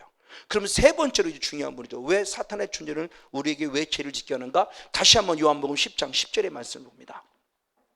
요한복음 10장 10절의 말씀을 봅니다. 시작. 도적이 오는 것은 도적질하고 죽이고 멸망시키는 것뿐이다. 아멘. 자, 우리 것을 도적질했어요. 육적인 부분들. 그래서 우리를 두 번에 죽였어요. 그리고 마지막 세 번째가 뭐예요? 멸망 이 부분의 모습입니다. 자, 사단을 서서히 죽여가는데 이제는 영을 죽이는 것뿐 아니라 마지막 최후의 이겁니다. 자, 우리의 사전적 의미는 죽음이 끝 같지만 성경의 의미는 멸망이 끝이에요. 근데 사전적 의미는 멸망이란 단어는 우리가 대한민국에 쓰고 있는 사전을 바르면 멸망은 어떤 뜻이냐? 그 어떤 것에 어떤 존재가 어떤 힘에 의해서 없어지는 것을 멸망이라고 해석해요. 맞아, 이겁니다. 쉽게 말하면 내가 건강이 있었는데 건강이 무너져 버린 거, 이걸 멸망이에요. 나라가 있을 땐 나라가 대한민국이 만일 예를 들어 누군가 나를 뺏겼다, 일본의 나를 뺏겼다, 이게 멸망이에요. 근데 이 멸망은 우리의 삶에서 크게 불편함은 있지만 내 마지막은 아닌 거죠. 근데 성경에서는 반대로 말해요. 죽었다는 것은 아직 마지막이 아니에요. 내 영이 지금 잠깐 잠자고 있는 상태예요. 근데 성경이 멸망을 말하면서 끝이에요. 끝. 왜? 이 멸망이라는 단어가 아폴리미라는 원어입니다. 아폴리미라는 원어인데 이 아폴리미라는 원어가 어디에 많이 사용되느냐? 마태복음 10장 28절의 말씀을 봅니다. 마태복음 10장 28절. 같이 한번 있습니다. 시작. 몸은 죽여도 영혼은 능히 죽이지 못하는 자들을 두려워하지 말고 오직 몸과 영혼을 능히 지옥에 멸하시는 자를 두려워하라. 아멘. 저 멸하신다 할 때 아폴림인데 그 멸한다 어디에 멸하는 거다? 지옥. 그러니까 우리의 육과 혼을 건드리는 사탄을 두려워하지 말고 내 영까지 지옥에 멸망시키는 하나님을 두려워하라는 거예요. 근데 그 멸한다라는 아폴림의 원어가 어디에 쓰이는 거냐? 결국 지옥이에요. 그러니까 사탄이 결국 우리를 죄짓게 하는 이유는 도둑질해서 우리의 물건을 뺏게 저주받게 하는 게 아니고 단순히 말씀과 뒤에 전무하지 못하게 하는 게 아니라 이런 과정을 통해서 결국은 우리를 어디 보내게 합니다? 지옥이요. 그래서 성령 사역을 좀 다른 관점으로 보라는 게 바로 이겁니다. 성령 사역을 단순히 병 고치는 사역으로 끝내지 말고, 문제 해결하는 사역으로 끝나지 말고 천국 가기 위한 사역이에요. 그래서 마태복음 12장 28절을 보면 하나님의 성령을 힘입어 귀신을 쫓아내는 것은 내게 무엇이 하나님의 나라가 이미 이루어졌다라고 그래요. 하나님의 나라 때문에 예수님도 귀신을 쫓아내는 것이지 단순히 육신의 병을 고치기 위함이 아니라는 겁니다. 병을 고치는 과정을 통해서 우리의 영혼을 어디로 보내기 위하며? 천국, 지옥까지 않게 해서 병도 고쳐주시는 것뿐이지 그들은 병 고침으로 끝나면 안 되잖아요. 그러니까. 근데 대부분 사람이 병 고침으로 끝나려고 그래요. 문제 해결로 끝나려고 그래요. 아니요. 그래서 성령 사역을 조금 더 다른 관점으로 보라고 제가 수없이 말씀을 드리는 거예요. 인격적인 성령 하나님을 만나서 천국 백성이 이 땅에 살아갈 만한 가치를 좀 만들어 가자. 이게 하나님의 나라가 이루어진 자의 삶이라는 거예요. 천국 때문에 이 사역을 우리가 공유하자는 거예요. 육신의 질병의 문제 때문이 아니라. 그렇지 않으면요, 우리가 세상 사람들에게 또는 같은 예수 그리스도를 믿는 자들에게 손가락질 당하는 거예요. 정말 인격적인 성령 하나님을 만나서 우리의 영혼이 천국을 사모하며 이 사역을 하자는 거죠. 바로 그분의 모습입니다. 이 멸한다는 게 바로 그런 뜻이라는 겁니다. 맞습니다. 그러면서 이 멸망의 모습을 보면서 이 멸망이라는 단어의 모습을 통해서 지금 우리들에게 하나님이 주고자 하는 모습이 결국 무엇이냐는 겁니다. 맞습니다. 이 부분의 모습을 보면서 지금 사단의 존재가 될 때 또 다른 그런 아폴림이라는 원어와 동어에는 하나의 단어가 있으니 우리 계시록 9장 11절 한 절 말씀을 읽어보겠습니다. 계시록 9장 11절 사탄의 또 다른 이름입니다. 시작. 저희에게 임금이 있으니 무적행의 사자라. 히브리음으로 이름은 아바돈이요 헬라음으로 이름은 아볼루온이라 하더라. 자, 하나님께서 사탄의 또 다른 정체성을 드렸어요. 무적행의 사자. 무적행은 지금 지옥을 상징하는 거죠. 무적행의 사자, 그러니까 사자, 지옥의 사자, 지옥의 왕이라는 존재가 있는데 히브리음 아바돈, 조금 더 원어면 아바돈이 맞아요. 아바돈, 디귿이라는 아바돈이 맞습니다. 아바돈이요 헬라 이름으로는 아볼루온, 아폴림이라는 동의어예요. 그때 그 아볼루온이라는 이름의 자체가 뭐냐? 아폴리 동의어로서 멸망이나 파괴라는 뜻을 가져요. 근데 아바돈의 의미를 보면 더 정확하게 알아요. 무적행의 사자가 누구냐? 즉 사탄이 하는 일이 뭐냐를 얘기하는 겁니다. 사탄의 이름을 무적행의 사자라고 그러면서 또 다른 이름으로 부르시니 아바돈, 아볼루온. 그때 그 아바돈이라는 의미를 보면 더 정확하게 아는데 그걸 잘 사용한 게 욥기서 말씀입니다. 욥기서 28장 22절. 욥기서 28장 22절 시작. 멸망과 사망도 이르기를 우리가 귀로 그 소문은 들었다는 일. 아멘. 때 저 멸망이 뭐냐? 아바돈이에요. 히브리어로 아바돈. 그러니까 아바돈이란 이름, 아볼론이라는 이름이 무적행의 사자, 사탄을 부르는 또 다른 별칭이에요. 자, 이사야 27장 1절에서는 누구라고 부르냐? 리워야단이라고 부른다고 했죠. 리워야단. 그리고 구약 성경에서 볼 때 벨리알이라고 부른다고 했어요. 그리고 그것이 신약에 와서 바알세불이라고 부른다고 했고 히브리어 좀 헬라어로. 그리고 계시록 9장 11절 말씀에서는 아볼루온이라고 부르고 있다. 그러니까 사탄에 대한 별칭이 여러 별칭들이 있을 때 바로 아볼론이라는 별칭 자체가 뭐냐? 멸망, 파괴란 이런 뜻을 가지고 있다는 거죠. 그래서 사단에게 사로잡혀 죄 속에 빠진 자를 누구라고 부르냐는 거. 대표적 가룟 유다죠. 요한복음 17장 12절 말씀. 요한복음 17장 12절 한 절 말씀을 같이 한번 읽습니다. 시작. 내가 저희와 함께 있을 때 내게 주신 아버지의 이름으로 저희를 보존하와 지켰느라. 그러나 그 중에 하나도 멸망치 않고 오직 멸망의 자식뿐이오니 이는 성경을 응하게 하렵니다. 즉 다른 사람은 다 멸망잡고 다 구원 얻었다는 건데 한 명만 구원받지 못했다. 성경이 말하는 자다. 그 성경이 말하는 자가 누구냐면 가룟 유다다. 그 가룟들 누구라고 불렀어요? 멸망의 자식이라고 그랬어요. 결국 사탄의 자식이었다는 거죠. 더 노골적으로 얘기했어요. 바리새인들을 향해서. 마태복음 23장 33절을 봅니다. 마태복음 23장 33절 시작. 뱀들아 독사의 새끼들아 너희가 어떻게 지옥의 판결을 피하겠느냐. 자, 바리새인을 중심으로 한 종교 지도자들이에요. 바리새인을 중심으로 한 종교, 성건영 목사와 같은 사람이에요. 현대판 바리새인입니다. 예수는 그들을 향해서 뭐라고 말합니까? 누구라고 그래요? 이 독사의 자식들아. 그러면서 네가 무슨 판결을? 지옥의 판결을 피할 수 있는 아주 엄청난 경고, 아니 저주죠. 7화. 7번의 저주를 선포할 때 마지막 저주를 선포하는 내용입니다. 자신들은 하나님을 믿는다는 사람들이에요. 근데 하나님은 그들을 향해서 하나님의 백성이라고 말하지 않아요. 하나님의 자녀라고 말하지 않아요. 독사의 자식이라고 그래요. 그 말씀을 앞절의 말씀에서는 세례 요한도 마태복음 3장 8절에 이 바리새인들 향해서 독사의 자식들이라 그랬죠. 독사의 새끼들이라 그랬어요. 거기서는. 근데 예수님은 더 요한복음 8장 44절의 말씀이 네 아비는 누구라고 그러냐? 마귀라고 그랬어요. 그 바리새인들을 향해서, 종교 지도자를 향해서, 나름대로 예수를 믿는 사람을 향해서 말할 때 네 아비는 마귀라고 그랬어요. 충격입니다. 그러니까 열 안 받아요? 당연히 열 받으니까 저놈 새끼 주격으로 예수를 죽이는 거예요. 만약 여러분들, 제가 여러분들에게 당신 아비 마귀입니다 그러면 여러분 아마 저 열 받아서 이단이야 그럴 거예요. 왜? 나는 스스로 하나님의 아들로 생각하는데, 저도 스스로 하나님의 아들로 생각하는데 누군가가 너 이단이야 그러면 열 안 받겠어요?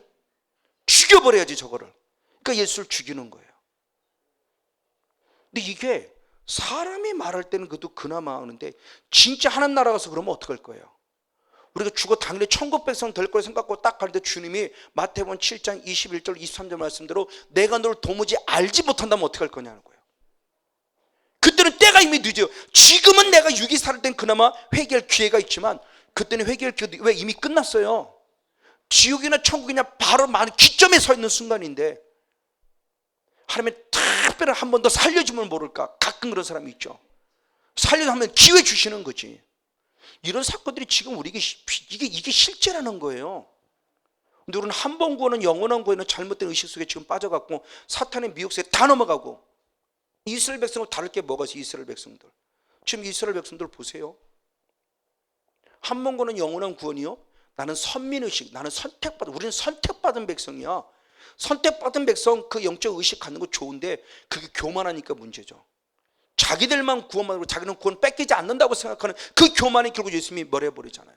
자, 왜? 주님 아주 중요한 말씀하십니다. 자, 그러면 한 번 더 볼게요. 자, 주님께서 뭐라고 말씀했는가? 데살로니가 후서 2장 3절 시작. 누가 아무렇게 하여도 너희가 미혹하지 말라. 너 먼저 배도하는 일이 있고 저 불법을 사놓고 멸망의 날에 나타나기 전에 이르지 아니하리니. 자, 2절의 말씀, 자, 2절부터 볼게요. 2절 3절 2절부터 시작. 혹 영으로나 혹 말로나 우리에게 받았다 하고 하는 편지나 아니할 것이라. 그럼 그도 2장 3절의 말씀, 누가 아무렇게 해도 너희가 미혹하지 말라. 먼저 배도하는 일이 있고 저 불법을 사놓고 멸망의 때 나타나기 전에 이르지 아니하라. 그러면서 마지막 때 적그리스도 거짓 그리스도가 나타날 때 그 사람을 지금 누구라냐? 멸망의 아들이라고 그랬고, 그가 4절의 말씀에 하나님의 성령의 자기를 누구라냐? 하나님이라고 등장하는 자가 있다는 거죠. 그를 향해서 멸망의 아들이라고 그래요. 근데 저 멸망이라는 단어가 지금 다 뭐냐? 아폴림이에요. 근데 아폴림이라는 원어가 어디에 쓰여 있느냐는 겁니다. 누가복음 19장 10절 말씀, 누가복음 19장 10절 같이 한번 읽습니다. 시작. 인자에 온 것은 잃어버린 자를 찾아 구원하려면. 아멘. 예수님이 이 땅에 오셨고 또한 제자를 파송할 때 마태복음 10장 6절에서는 제자들에게 어디로 가느냐? 누구를 가느냐? 잃어버린 양에게로 가라 그래요. 그러면서 예수님 스스로도 지금 누가복음 19장 10절 말씀할 때 내가 누구를 찾으러 왔다? 잃어버린 양을 찾아 무엇하러 왔다? 구원하러 왔다 그래요. 자, 이스라엘 백성은 구원받은 자예요, 구원받지 않은 자예요? 이미 구원받은 자예요. 하나님의 절대적 은혜로 하나님 믿음으로 구원받은 자의 선민의식에 우리는 선택받은 자예요. 근데 주님은 그들 향해서 뭐라고 그러냐? 잃어버렸다고 그래요. 근데 그 잃어버렸다는 원어가 이게 참 많이 아쉬운 거예요. 우리가 잃어버렸다고 하는데 우리가 생각할 때 흔히 말하면 잠깐 길 잃어버린 자로 생각해요. 근데 성경 말씀에 길을 잃어버렸다는 원어는 지금 전혀 차원이 달라요, 우리하고. 지금 우리가 생각하는 아폴림. 근데 이 원어가 아폴림이에요. 자, 근데 다른 데서는 아폴림이가 멸망하는 단어, 멸망이라는 단어와 연결 써져졌는데 누가복음 19장 10절 말씀이나 마태복음 10장 6절 말씀은 잃어버리는 해석이 되어 있어요. 근데 이거를 잃어버리라고 의역하지 않고 이걸 직역해서 하면은 결국 이스라엘 백성들은 뭐예요? 무엇 받은 양이에요? 멸망받은 양이에요. 자, 이미 구원을 얻었는데 멸망받은 구원을 빼앗겨서 내가 지금 누구 백성이 된 거예요? 지옥 백성이 된 이들을 다시 무엇하러 오신 거예요? 구원하러 오신 거예요. 영적 원리를 잘 알아야 돼요. 안 믿는 자가 아니에요. 믿는 자인데 예수님은 그들을 무엇 받은 자라고 여겼다? 멸망받은 자로, 원어를 보니까. 그러니까 잃어버린 양이라고 했을 때 뛰니까 우리가 잠깐 길 잃어버린 것처럼 잠깐 방황하는 정도로만 생각해요. 그러면 주님이 다시 찾아오고 구원한다고 말을 할 필요가 없어요. 다시 구원한다고 다시 말할 필요가 없다고요. 주님 분명히 잃어버린 이들을 이미 구원을 받았으나 죄 때문에, 우상 숭배 때문에 잃어버린 영혼, 즉 멸망받은 영혼을 다시 찾아와 그들을 무엇하려고 구원을 오셨다고 할 때, 그래서 먼저는 유대인이고 다음이 헬라인이라고 그랬어요. 유대인을 먼저 구원하러 오셨어요. 근데 유대인들이 구원받지 않으니까 주님이 어디로 방해요? 바울을 통해서 이방인에게 다시 초점을 맞춰 다시 마지막에 유대인을 구원하기 위함이죠. 그게 로마서 9장, 로마서 11장에서 말씀하고 있는 거죠. 그러니까 하나님의 거룩한 계획을 보자는 겁니다. 영적인 의식 속에. 근데 이게 뭐냐, 지금 아폴림이에요. 잃어버리니 그냥 단순히 길 잃어버렸다가 아니라 이걸 조금 더 직역을 하면은 결국 못해요? 멸망받은 영혼을 다시 찾아 무엇하러 오셨다? 구원이요. 그래서 우리가 그거죠. 에덴 동산의 영성은 우리가 창세기 1장 이전까지만 해도 구원받은 완벽한 영혼이었어요. 하나님을 잘 믿어 구원받은 자가 아니라 이미 창조인의 영의 세부터 구원받은 자예요. 근데 사탄이 들어오면서 구원을 뺏긴 거죠. 죄가 들어와서. 그래서 에덴 동산에서 쫓겨났어요. 하나님 나라에서 쫓겨났어요. 이 땅에서 우리는 결국 죽을 수밖에 없어요. 지옥 백성 될 수밖에 없어요. 그때 누가 찾아오셨어요? 예수님이 찾아왔어요. 구약시대는 누구를 대신 보냈어요? 어린 양으로. 근데 어린 양으로도 그들이 해결하지 못하니까 이제는 완벽한 단번에 영혼이 온전케 하시는 한 번의 사건으로 영원한 영적 원리를 주시해서 예수님이 친히 찾아와 십자가 죽으심으로 우리를 다시 구원의 길로 들이신 거예요. 그러면 구원받지 못한 자를 구원해 두는 것이 아니라 구원을 받았으나 구원을 빼앗긴 자를 다시 되찾게 오신 거예요. 그러니까 얼마나 감사해요. 그러니까 원래부터 영적 원리를 따지면 태어나는 순간부터는 누구예요? 구원받은 자 사실은. 근데 흐르는 죄성 때문에 구원의 바늘에 서지 못하고 있기에 다시 예수님이 오셔서 우리 구원의 길을 열어주려고 친히 십자가 지신 거죠.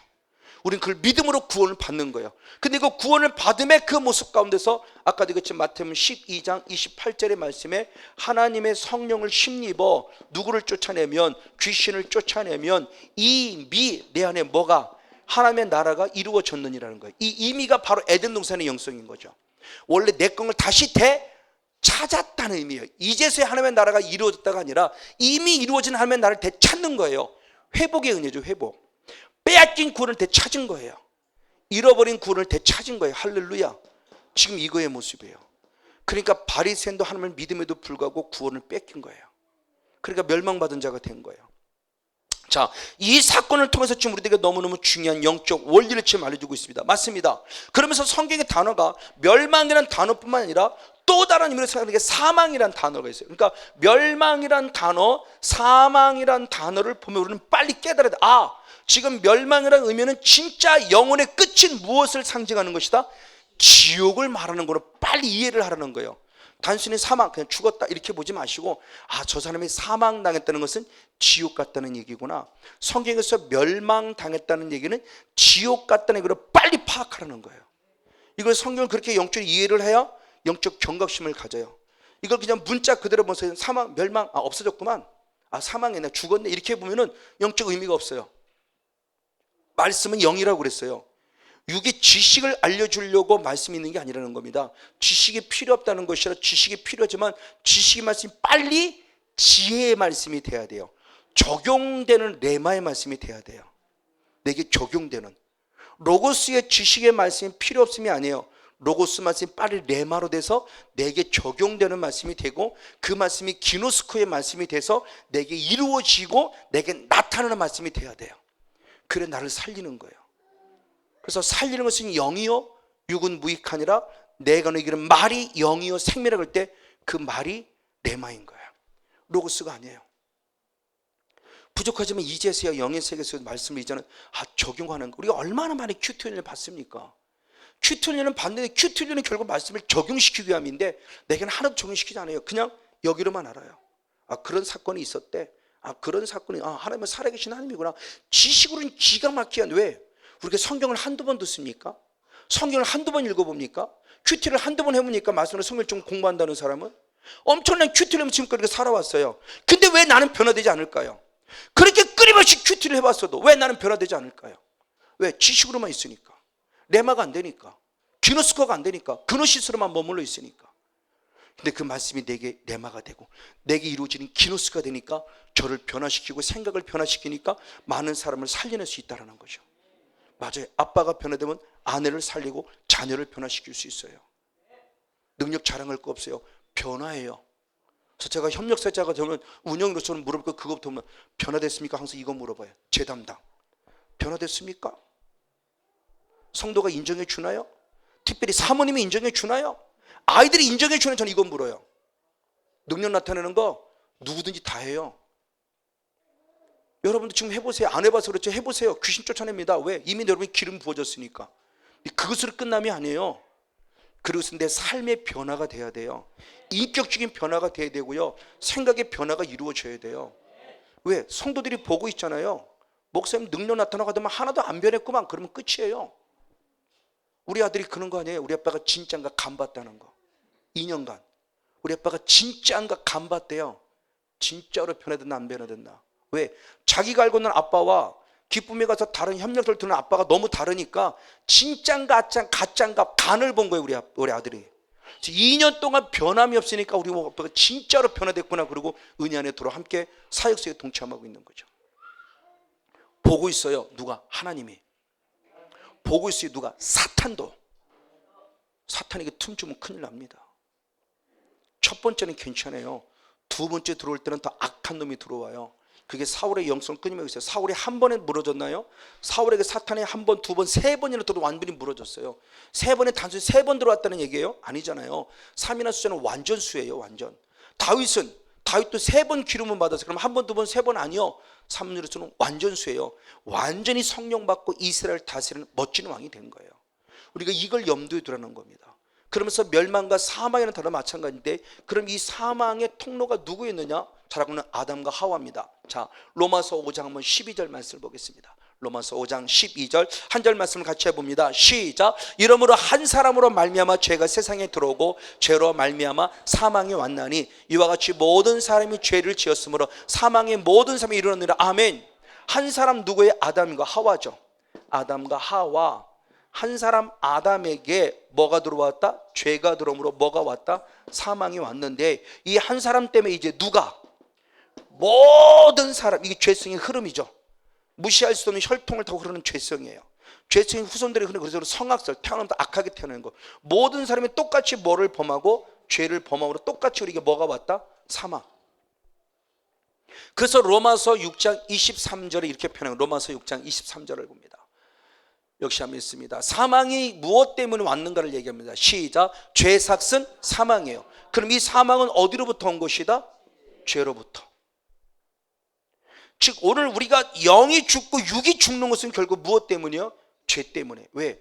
주님이 분명히 선악을 알게 하는 나무를 뭐 정령 죽으리라 그랬으니까 그대로 말씀대로 되고 있는 거죠. 육도 죽고 영도 죽어요.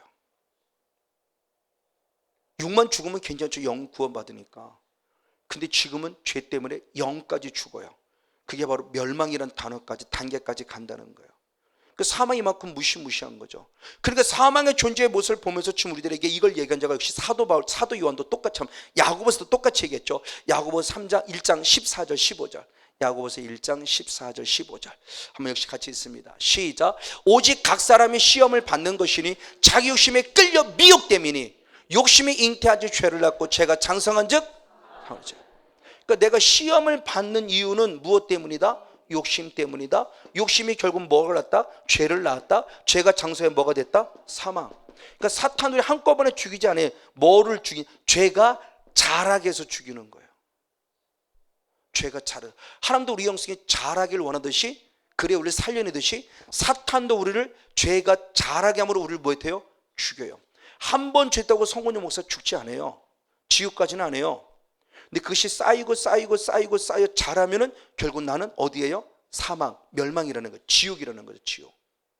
그러니까 내가 죄가 자라고 있다는 것을 우리 영적인 해석을 통해서 보면 결국 무엇하지 않았다? 회개하지 않았다. 그렇죠? 그나마 회개했습니까? 회개했는데 전도지 신앙이 회개했어요.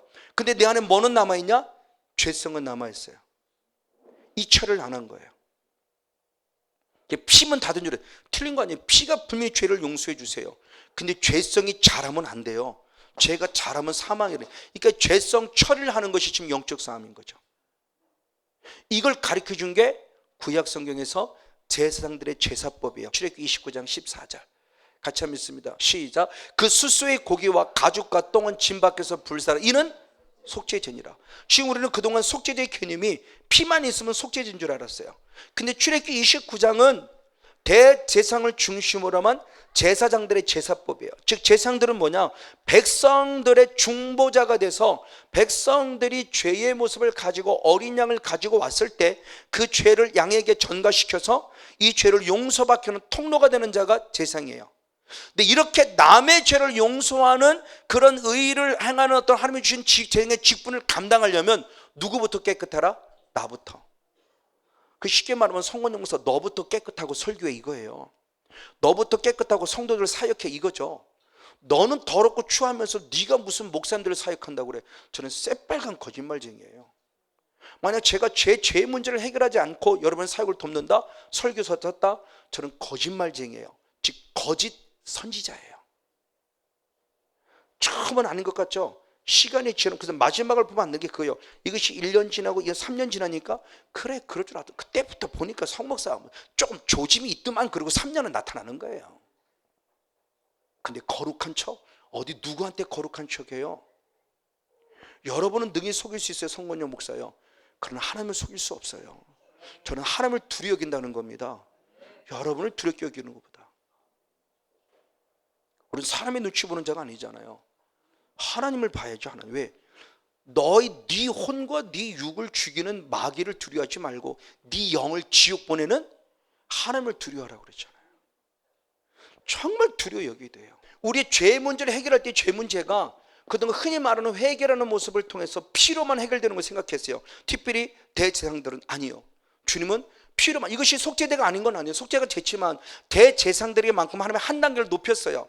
피가 먼저 있으면 반드시 피를 통해서 회개함으로 사도행전 10장 38절에 그 다음에 무엇을 선물로 받아서 성령의 불을 선물로 받아서 그 다음에는 무엇해도 중요한 얘기였어요. 똥은 진 밖에서 무엇하라? 불사를 할 때 우리 남아있는 영적인 똥덩어리, 얼마나 많은 똥덩어리 지금 우리 안에 많이 남아있냐고. 이 영적 찌꺼기들이, 이 찌꺼기들을 청소하는 것이 진정한 무엇이다? 속죄제의 완성이다. 그러니까 피로만 함이 아니라 불을 통해서 남은 죄성을 처리해야 돼요. 그 죄를 처리할 때 내가 의의 성읍이 된다고 이사야 1장 25절 26절을 봅니다. 이사야 1장 25절 26절. 자, 같이 한번 읽겠습니다. 시작. 내가 또 나의 손을 내게 돌려 너의 찌꺼기를 온전히 정결하여 버리며, 아멘. 너의 혼자물을 다 제하여 버리라. 그때 내가 너의 사사를 처음과 같이 너의 모사들을 본래같이 회복할 것이라. 그리한 후에 내가 의의 성읍이라 신실한 골에 칭함이 되리라. 아멘. 영적인 예루살렘을 회복하라는 거예요. 예루살렘은 영적 찌꺼기를 제거하라는 겁니다. 우상 숭배 찌꺼기를 제거하라는 거예요. 찌꺼기도 남기지 말고 흔적도 남기지 말고, 그래야 의의 성읍이고 그래야 신실한 고울이다. 그래야 너에게 회복해 할 것이라는 거예요. 그러니까 저도 지금 계속 영적 청소를 해나가는 거예요. 이 정도면 됐지? 아니요. 그 순간 저는 넘어져요. 이 정도면 됐지가 아니에요. 지금도 계속 영적 청소를 하는 겁니다. 제가 10년의 세계 왔지만 딱 한 번 빠진 게 그거죠. 저는 수없이 계세요. 하나님께도 정말 부끄러움시게 합니다. 저는 한 번도 기쁨이 걸 때 사역하라고 생각해 본 적이 없어요. 저는 제가 살고 싶어 갔어요. 지금도 변함없어요. 첫째로는 제가 살러 가요. 영적인 영양제를 공급받으러, 영적인 링게루를 맞으러. 그래서 제가 살아와서 여러분을 또 살려내고요, 저희 교회 성도를 살려내고요, 저희 교회 성도를 또 가정을 살리고요. 이것이 계속 지금 반복되면서 제가 살고 여러분이 살고 여러분이 살고 또 가정을 살리고 교회가 살고, 그 영적인 모습 가운데 중요한 걸 얘기하는 거죠. 바로 그 사망의 모습입니다. 맞습니다. 다 이런 모습을 통해서 우리들이 가라는 모습입니다. 맞아요. 그러면 중요한 모습이, 왜 이스라엘 백성이 구원 얻음에도 불구하고 왜 자꾸 멸망의 길을 가지? 라는 거예요. 그 대표적인 말씀을 사도 바울은 그렇게 표현했습니다. 고린도전서 10장 1절 시작. 형제들아 너희가 알지 못하기를 내가 원치 않으니 우리 조상들이 다 구름 아래 있고 아멘 바다 가운데 지나며 모세에게 속하여다 구름과 바다에서 세례를 받고 아멘 다 같은 신령한 식물을 먹었으며 다 같은 신령한 음료를 마셨으니 이는 저희를 따르는 신령한 반석으로 마셨음에 그 반석은 곧 그리스도시나 아멘. 자, 이스라엘 백성의 광야의 영성을 지금 사도 바울이 설명하는 겁니다. 이스라엘 우리 선조들이 광야의 영성을 가져온 것이 육으로 살았던 걸 설명하느냐 영으로 살았음을 설명하는 거예요. 자, 우리의 육의 모습은 분명히 역사는 육으로 걸어온 길이에요. 우리는 육을 육으로 봐서는 안 된다고 이번 성경 때 많이 말씀을 드렸어요. 육을 뭐로 봐라? 영으로 보라는 겁니다. 근데 사도는 지금 그 해석을 하는 겁니다. 그러니까 홍해를 건너는 게 단순히 홍해를 건넜다고 보는 게 아니에요. 그 홍해를 건너는 게 뭐냐, 모세에게 속하다 구름과 바다에 뭐를 받았다? 세례를 받았다고 보는 홍해를 건너는 걸. 그리고 그들은 만나를 먹었다, 메추라기를 먹었다, 물을 마셨다. 그게 아니에요. 그 만나와 메추라기가 물이 결국 뭐냐, 신령한 식물, 신령한 음료라고 그랬어요. 만나를 신령한 음료라고 그랬고, 생수를 신령한 만나를 신령한 식물이라고 그랬고, 생수를 신령한 음료라고 그랬으니 그 신령한 음료가 어디서 나왔다? 반석이신 그리스도. 그러니까 구약시대부터 그들은 누굴 믿었다? 예수 그리스도. 그분이 신령한 만나 말씀을 먹었고, 그들이 보신 신령한 음료 성령의 생수를 공급받고 구원 얻었다는 거죠. 구원 받은 자예요. 근데 5절로부터 말씀을 보자는 겁니다. 분명히 구원 받았잖아요. 신령한 음료 먹고 신령한 식물 먹고 세례 받고 다 구원 얻었잖아요. 근데 5절부터 뭐냐? 그러나 저희의 다수를 하나님이 못했다? 기뻐하지 아니하시고로 저희가 광야에서 구원 받았는데 천국 들어가지 못했다. 멸망, 아폴림이 지옥 같다는 거예요. 지금 영으로 해석하는 겁니다. 가나안 땅에 들어가지 못한 게 결국 어디 못 들어갔다는 거예요? 천국에 못 들어갔다는 거예요. 그러니까 가나안의 역사가 결국 천국 얘기하는 거죠. 구원받은 자였어요. 신령한 음료 마시고 신령한 식물 먹어서 말씀과 그리고 신령한 성령의 생수를 통해 구원받았어요. 반석이신 그리스도를 통해서. 근데 하나님의 다수를 기뻐하지 않았어요. 그렇죠? 단 두 사람, 여호수아와 갈렙만 빼고. 멸망. 구원받은데 멸망받았대요. 그 멸망이 지금 뭐냐는 거예요. 그럼 중요해요. 도대체 무슨 죄가 멸망이냐는 걸 얘기를 하는 겁니다. 그래서 멸망의 사건을 우리에게 거울로 주셨다고 그런다. 그래서 6절에 그런 일은 우리 거울이 되어 우리로 하여금 저희가 악을 즐겨함과 같이 즐겨하는 자 되지 않게 하람이라. 저 광야의 영성이 우리에게 뭐가 됐다? 영적인 거울, 영적인 모델. 저들처럼 성목사 너는 악을 행하지 마. 저들처럼 성목사 너는 죄 짓지 마 이거예요. 그럼 무슨 죄가 저들을 지옥 보냈냐는 거예요. 왜 멸망시켰냐는 거예요. 네 가지 죄죠. 7절로부터 10절까지 말씀 읽으십니다. 7절로부터 10절까지 시작. 저희 중에 어떤 일과 같이 너희는 우상 숭배하는 자가 되지 말라. 기록된 바 백성이 앉아서 먹고 마시며 일어나서 뛰는 담과 같으니라. 저희 중에 어떤 이들이 간음하다가 하루에 23,000명이 죽었나니 우리는 저희와 같이 간음하지 말라. 저 중에 어떤 이들이 주를 시험하다가 뱀에게 멸망당하니 우리는 저희와 같이 시험하지 말자. 저 중에 어떤 이들이 원망하다가 멸망시키는 자에게 멸망하였나니 너희는 저희와 같이 원망하지 말라. 네 가지 죄를 졌어요. 우상 숭배 죄가 멸망, 두 번째 간음의 죄가 멸망, 세 번째 하나님을 시험하는 죄가 멸망, 네 번째 원망하는 죄가 멸망.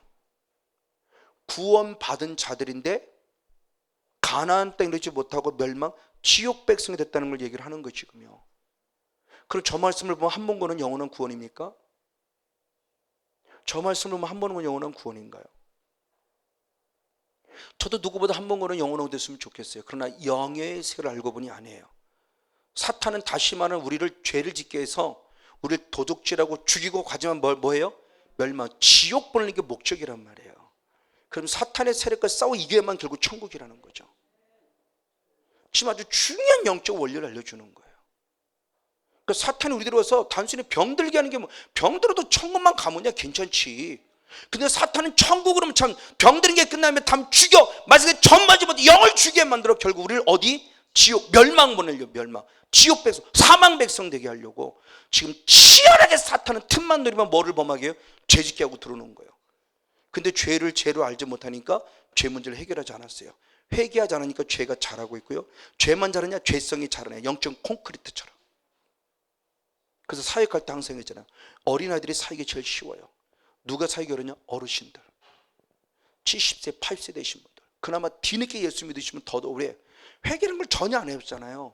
그러니까 이미 죄성이 아주 탄탄하게 콘크리트화 돼서 이거 깨는 거 쉽지 않아요.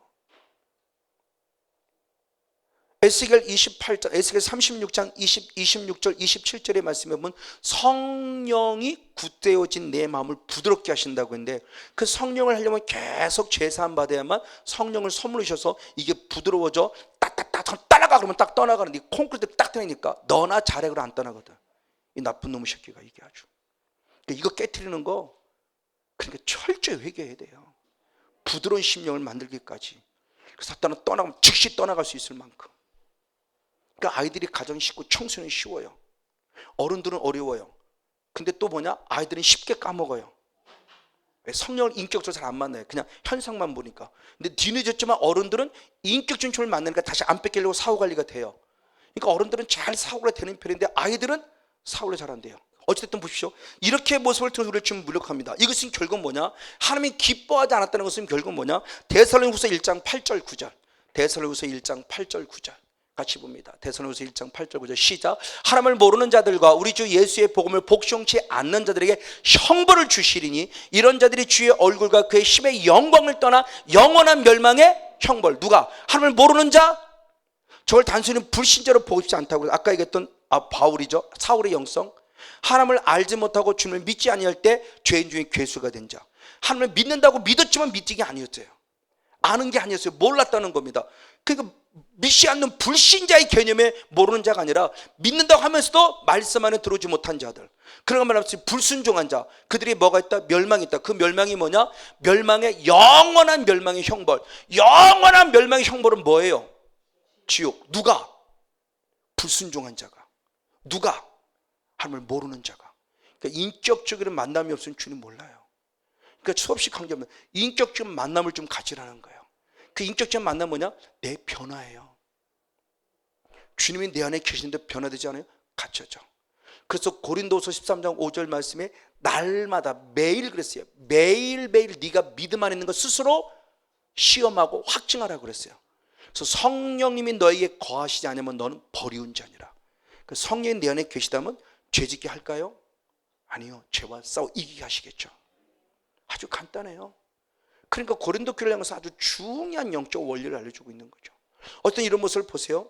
자, 이런 모습을 통해서 결국 사탄의 타켓이 누구냐는 겁니다. 자, 마태복음 24장 24절의 말씀을 봅니다. 마태복음 24장 24절 한 절 말씀을 같이 한번 읽겠습니다. 시작. 그래서 거짓 선자들이 일어나 큰 표적과 기사를 보여 할 수만 있으면 누구? 택한 자. 그러니까 사탄은 거짓 선자, 거짓 그리스도를 통해서 할 수만 있으면 누구의? 하나님이 택하신 자. 지금 신천지의 타겟은 불신자예요? 믿는 우리들이에요? 믿는 우리들이에요. 신옥주의 타겟은 믿는 자입니까? 안 믿는 자입니까? 믿는 우리들이에요. 여호와 증인도 마찬가지고요. 여자 하나님의 교회도 마찬가지고요. 불신자가 타겟이 아니에요. 우리가 신앙이 잘못됐다고 말하면 우리 크리스찬들에게 들어와서 우리 계속적으로 미혹하고 있는 거예요. 자, 어쨌든 보십시오. 자, 그러면서 이 심판, 이 예수 그리스도를 믿는 이들을 향해서 놀라운 얘기를 했습니다. 사도 바울이 뭐라고 표현했는가? 자, 한번 베드로가 뭐라고 표현했는가? 베드로전서 4장 17절 18절의 말씀을 봅니다. 베드로전서 4장 17절 18절 말씀을 봅니다.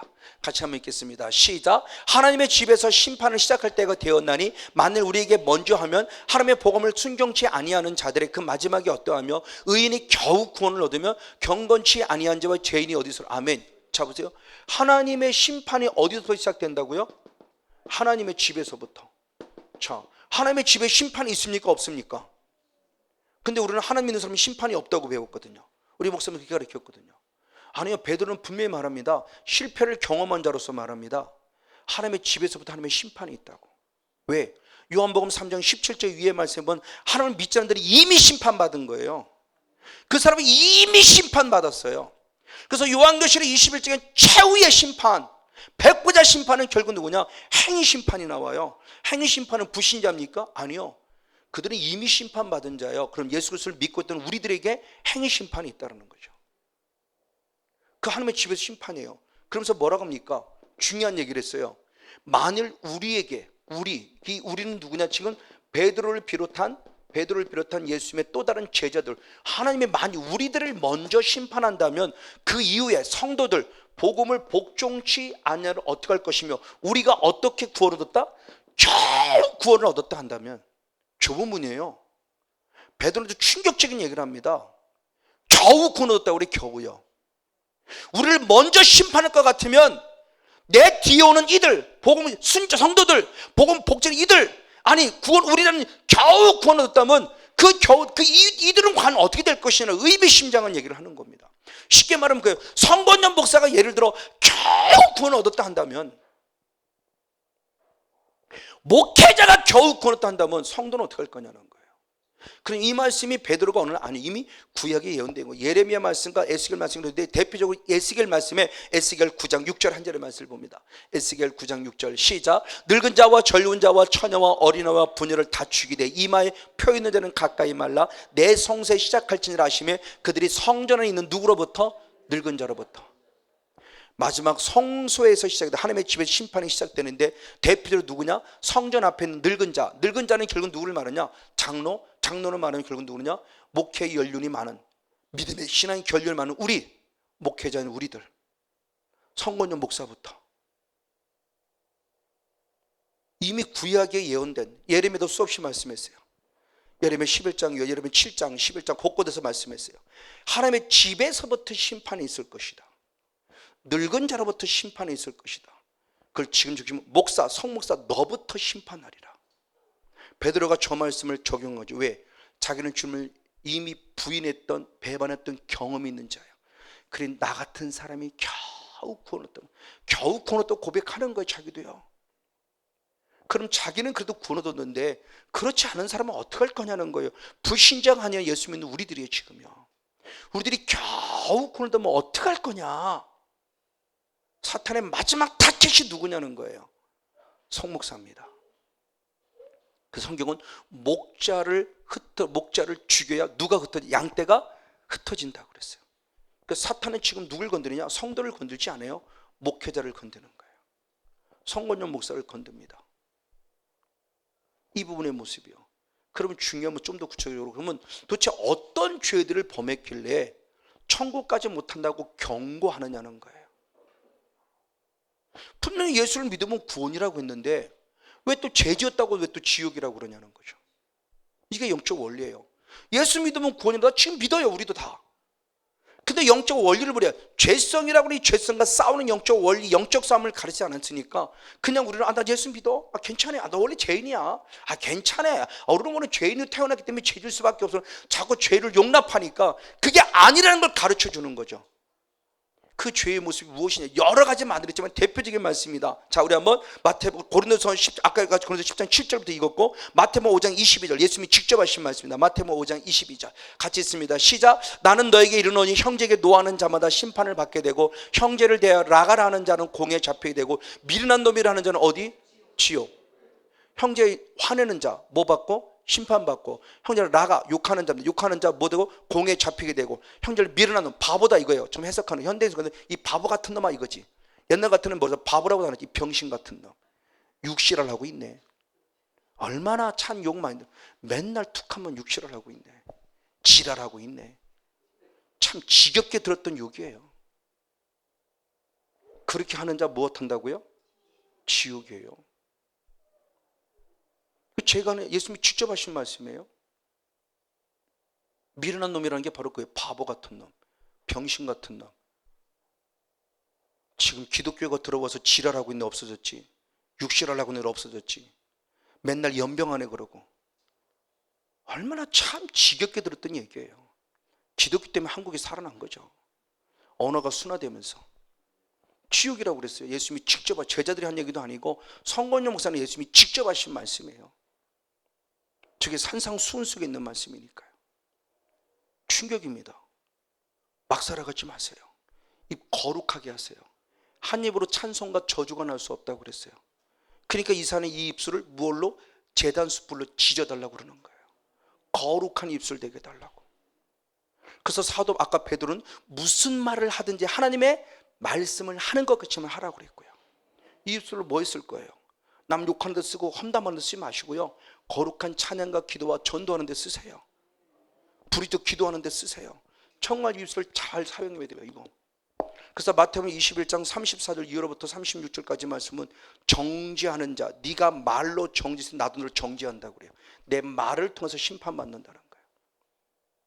그리고 사도 바울을 통해 고백된 말씀들의 모습이 고린도전서 6장 9절 10절, 고린도전서 6장 9절 10절을 읽습니다. 시작. 불의한 자가 하나님의 나라를 유업으로 받지 못할 줄 알지냐. 하나님의 나라를 유업으로 받지 못하는 불의한 자. 그럼 뭐냐? 미혹받지 말라. 음란한 자, 우상숭배자, 간음하는 자, 탐색하는 자, 남색하는 자, 도적, 탐남, 술취함, 후욕, 토색, 하나님 나라를 유업으로 받지 못하리라. 술취함은 가요 못 가요? 못 가요. 근데 아까 술취함이 누가 하는 거다? 잠자게 하는 영, 사탄의 역사. 참 이거 심각한 문제예요. 대한민국 특별히 예수님을 잘 믿는 연예인들 보면 다 뭐예요? 다 술 먹어요. 이 성경 술 먹는 건데 나중에 한번 되면 술에 관한 건 내가 나눌게요. 좀 그 술 먹지 말씀 분이 있어요. 있는데 그것보다 더 중요한 게 주님의 악은 모양이라도 되지 말라고 그랬잖아요. 술 먹는 게 악이면 모양 되지 말아야지. 애들이 근데 목사님 왜 우리 아빠가 했어요 그래요. 우리 아빠가요. 우리 아빠가 볼펜 갖고 이래. 이거 뭐 했다는 거예요? 담배, 애들한테 담배 핀 거 보여준 거고 술 한잔 꼴딱 넘어서 큰 거 보여준 거지. 그럼 애들이 뭐예요? 그대로 따라해요. 그대로. 자, 시간상 어쨌든 보십시오. 얼마나 무슨 또 바로 한 번 더 반복합니다. 갈라디아서 5장 19절로부터 21절까지 말씀. 갈라디아 5장 19절부터 시작. 육체의 일은 현저하니 곧 음행과 더러운 것과 호색, 우상숭배, 술수, 원수, 분쟁, 시기, 분냄, 당짓는 것, 불리함, 이단, 투기, 술취함, 방탕, 또 그와 같은 것들아 전에도 너희에게 경계한 것이 이미 예전에도 한 번 더 말했지만 다시 한번 경계하노니 이런 일을 하는 자들은 하나님의 나라를 유업으로 받지 못할 것이다. 천국 간다 못 간다? 분명 못 간다고 그랬잖아요. 그럼 저게 지금 불신자를 하는 얘기인가요? 아니요. 하나님 믿는 우리들에게 지금 하는 얘기예요. 불신자가 아니에요. 불신자는 이미 심판받았다고요. 근데 예수님의 모습을 또 보자는 겁니다. 그 예수님의 모습은 지금 뭐라고 표현하고 있는가? 자, 계시록 21장 8절에 계시록이 예수님 말씀이 아니라 계시록 21장 8절. 둘째 사망을 얘기하면서 그럽니다. 둘째 사망을 얘기하면서 계시록 21장 8절 시작. 그러나 두려워하는 자들, 그리고 믿지 아니하는 자들, 그리고 흉악한 자, 살인자, 행음자, 술객, 우생숭배자, 또 모든 거짓말하는 자는 불과 유황으로 타는 못에 참여하리. 이것이 둘째 사망이다. 특별히 마지막 거짓말이요. 자, 계시록 21장 27절을 봅니다. 계시록 21장 27절. 계시록 21장 10절 시작. 무엇이든지 속된 것이나 가증한 일 또는 거짓말하는 자는 결코 그리로 들어오지 못하되 오직 어린 양의 생명체에 기록된 들 뿐이라. 아멘. 거짓말하는 자, 속된 것이나 가증한 일이나 또는 거짓말하는 자 결코 반드시 천국에 들어가지 못한다. 우리는 얼마나 거짓말을 기가 막히게 잘해요. 성건영 목사부터 시작해서 거짓말. 차가 막혀서 못 왔어요. 진짜일 수도 있어요. 근데 10분만 일찍 넘어 올 수 있어요. 이제는 차 막힐 거 다 알잖아. 이제는요. 그래서 어디를 간다 30분 거리면 보통 40분 50분이나 나가요. 미리 나왔음에도 불구하고 막히는 거 그것까지는 말할 수 없지만, 그러니까 그 특별히 거짓말이라는 개념은 자, 하나님 앞에 용서받지 못할 죄에 대한 부분 속에서 성령을 속이는 죄, 이것도 용서받지 못할 죄라고 말했지만 결국 뭐냐? 고범죄예요. 고범죄는 용서를 받지 못한다고 했는데 고의로 범하는 죄죠. 근데 고의로 범하는 고범죄, 이 고범죄의 대표적인 것이 뭐냐? 거짓말이에요. 사기는 의도적인 겁니다. 다른 죄들은 흔히 말하는 우발적이에요. 예상하지 않았던 죄예요. 폭력도 예상하지 않을 수 있어요. 왜? 감정이 확 격해서 올 수 있으니까. 살인도 그랬어요. 근데 거짓말은 절대 우발적이 아니에요. 미리 내 안에 내대고 내서 저 사람을 속일 목적으로 가서 만나서 한 거지. 고범죄입니다.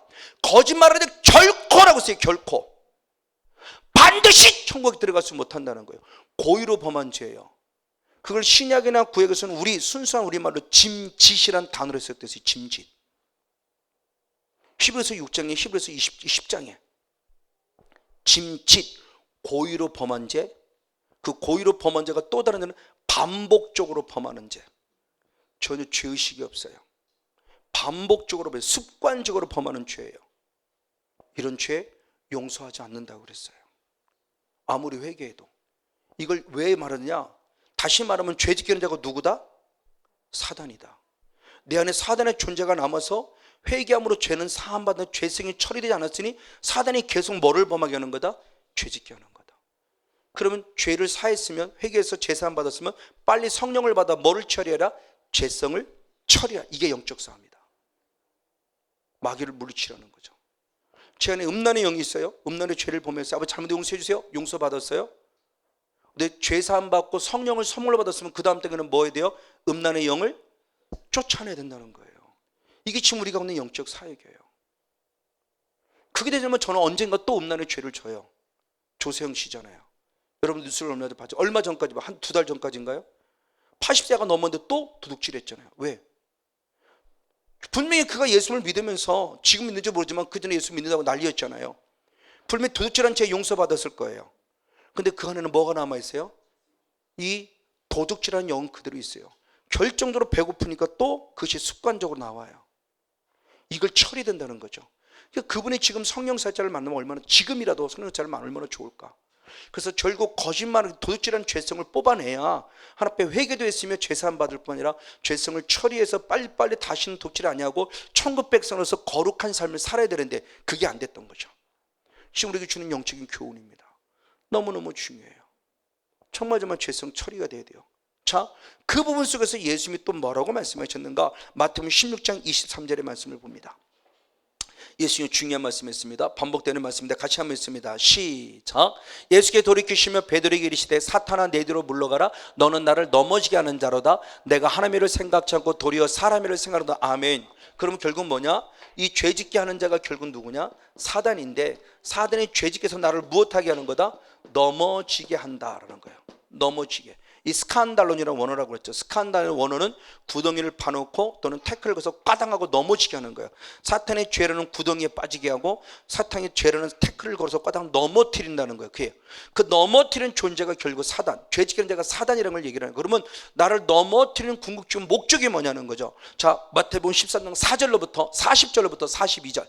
마태복음 13장 40절로부터 42절까지 시작. 그런즉 가라지를 거두어 불에 사르는 것 같이 세상 끝에도 이러하리라. 아까 가라지가 악한 자의 아들들에서 귀신, 사단 존재, 그를 분명히 하나님의 마침 못한다. 사탄 세상 끝에 불사 심판한다. 어떻게 심판하냐? 인자가 그 천사들을 보내리니 저희가 그 나라에서 무엇하는 거? 모든 넘어지게 하는, 모든 넘어지게, 그 뭐냐? 사탄이라는 거예요. 죄 때문에 넘어지게 하는 것. 그리고 불법을 행한 자, 사탄의 미혹보다 불법을 행한 자 우리예요. 사탄도 우리도 거두어 어떻게 한다? 어디에? 풀무불에 던져 넣으니 거기서 울면 무엇할래? 이를 갈미시라. 아멘.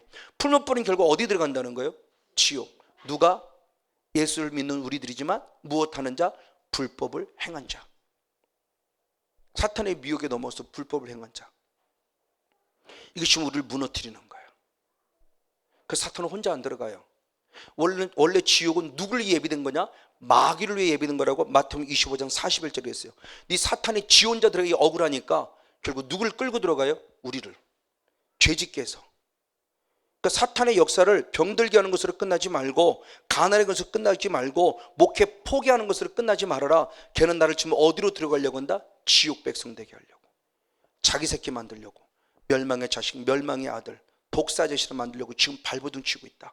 우리의 모습을 바리새인을 만들어, 우리의 모습을 가른대로 만들어가고 있어요. 정신 바짝 차려야 돼요. 그러면 영적 싸움을 싸우는 수밖에 없어요. 그럼 어떻게 싸우느냐? 성령 받아야만 싸워요. 그래서 사도 바울은 중요한 얘기를 했어요. 디모데후서 6장 12절 말씀을 보면서 결론했습니다. 디모데 6장 12절 같이 한번 읽습니다. 시작. 믿음의 선한 싸움을 싸우라. 그래서 영생을 취하라. 이를 위하여 내가 부르심을 입었고. 아멘. 많은 증인 앞에서 선한 증거를 증거했다. 할렐루야. 이제 목회의 마지막을 얘기하죠. 목회 서신이에요. 목회의 마지막이 뭐냐? 믿음의 무엇이라? 선한 무엇을 싸움을 싸워라. 왜? 무엇을 취하게 합니다? 영생을 취하게 합니다. 이를 위해서 네가 하나님께 무엇했다? 부르심을 입었고 이미 너는 무엇했다? 선한 증거를 나타내고 있다. 아멘. 이게 사도 바울에게 믿음을 주는 목회예요. 그러면 성원연모서도 우리에게 주는 목회예요. 믿음의 선한 싸움을 뭐 돼요? 싸워야 돼. 싸우다가 아군이 조마해. 싸워야 돼요. 그래서 영생을 못 해야 돼요? 취해야 돼요. 자, 이거는 처음에 이해가 안 됐죠. 믿음으로 구원을 얻는다고 했는데 영생을 취하라는 건 또 뭐야? 맞아요. 믿음으로 영생을 얻었어요. 그럼 중요한 부분이 그 다음의 모습에는 취하라는 것은 결국 뺏기지 말라는 거야. 하나님 내게 주신 구원인데 뺏기지 말라는 거예요. 그러니까 사탄하고 치열하게 싸워야 돼요. 확실하게 싸워야 돼요. 죽기까지 싸우라 그랬어요. 어설프게 싸우지 말고요. 육신의 것 취하려고 하지 말고요. 마지막에 치열하게 싸워서 영생을 다시 뺏기지 않냐는 자. 그래서 요한계시록 3장 11절 말씀에도 내가 너희에게 주는 선물이 있으니 아무나 빼앗지 못하도록 굳게 잡아 생명의 면류관을 지키라 그랬어요. 생명의 면류관을 빼앗기지 말라고 그랬어요.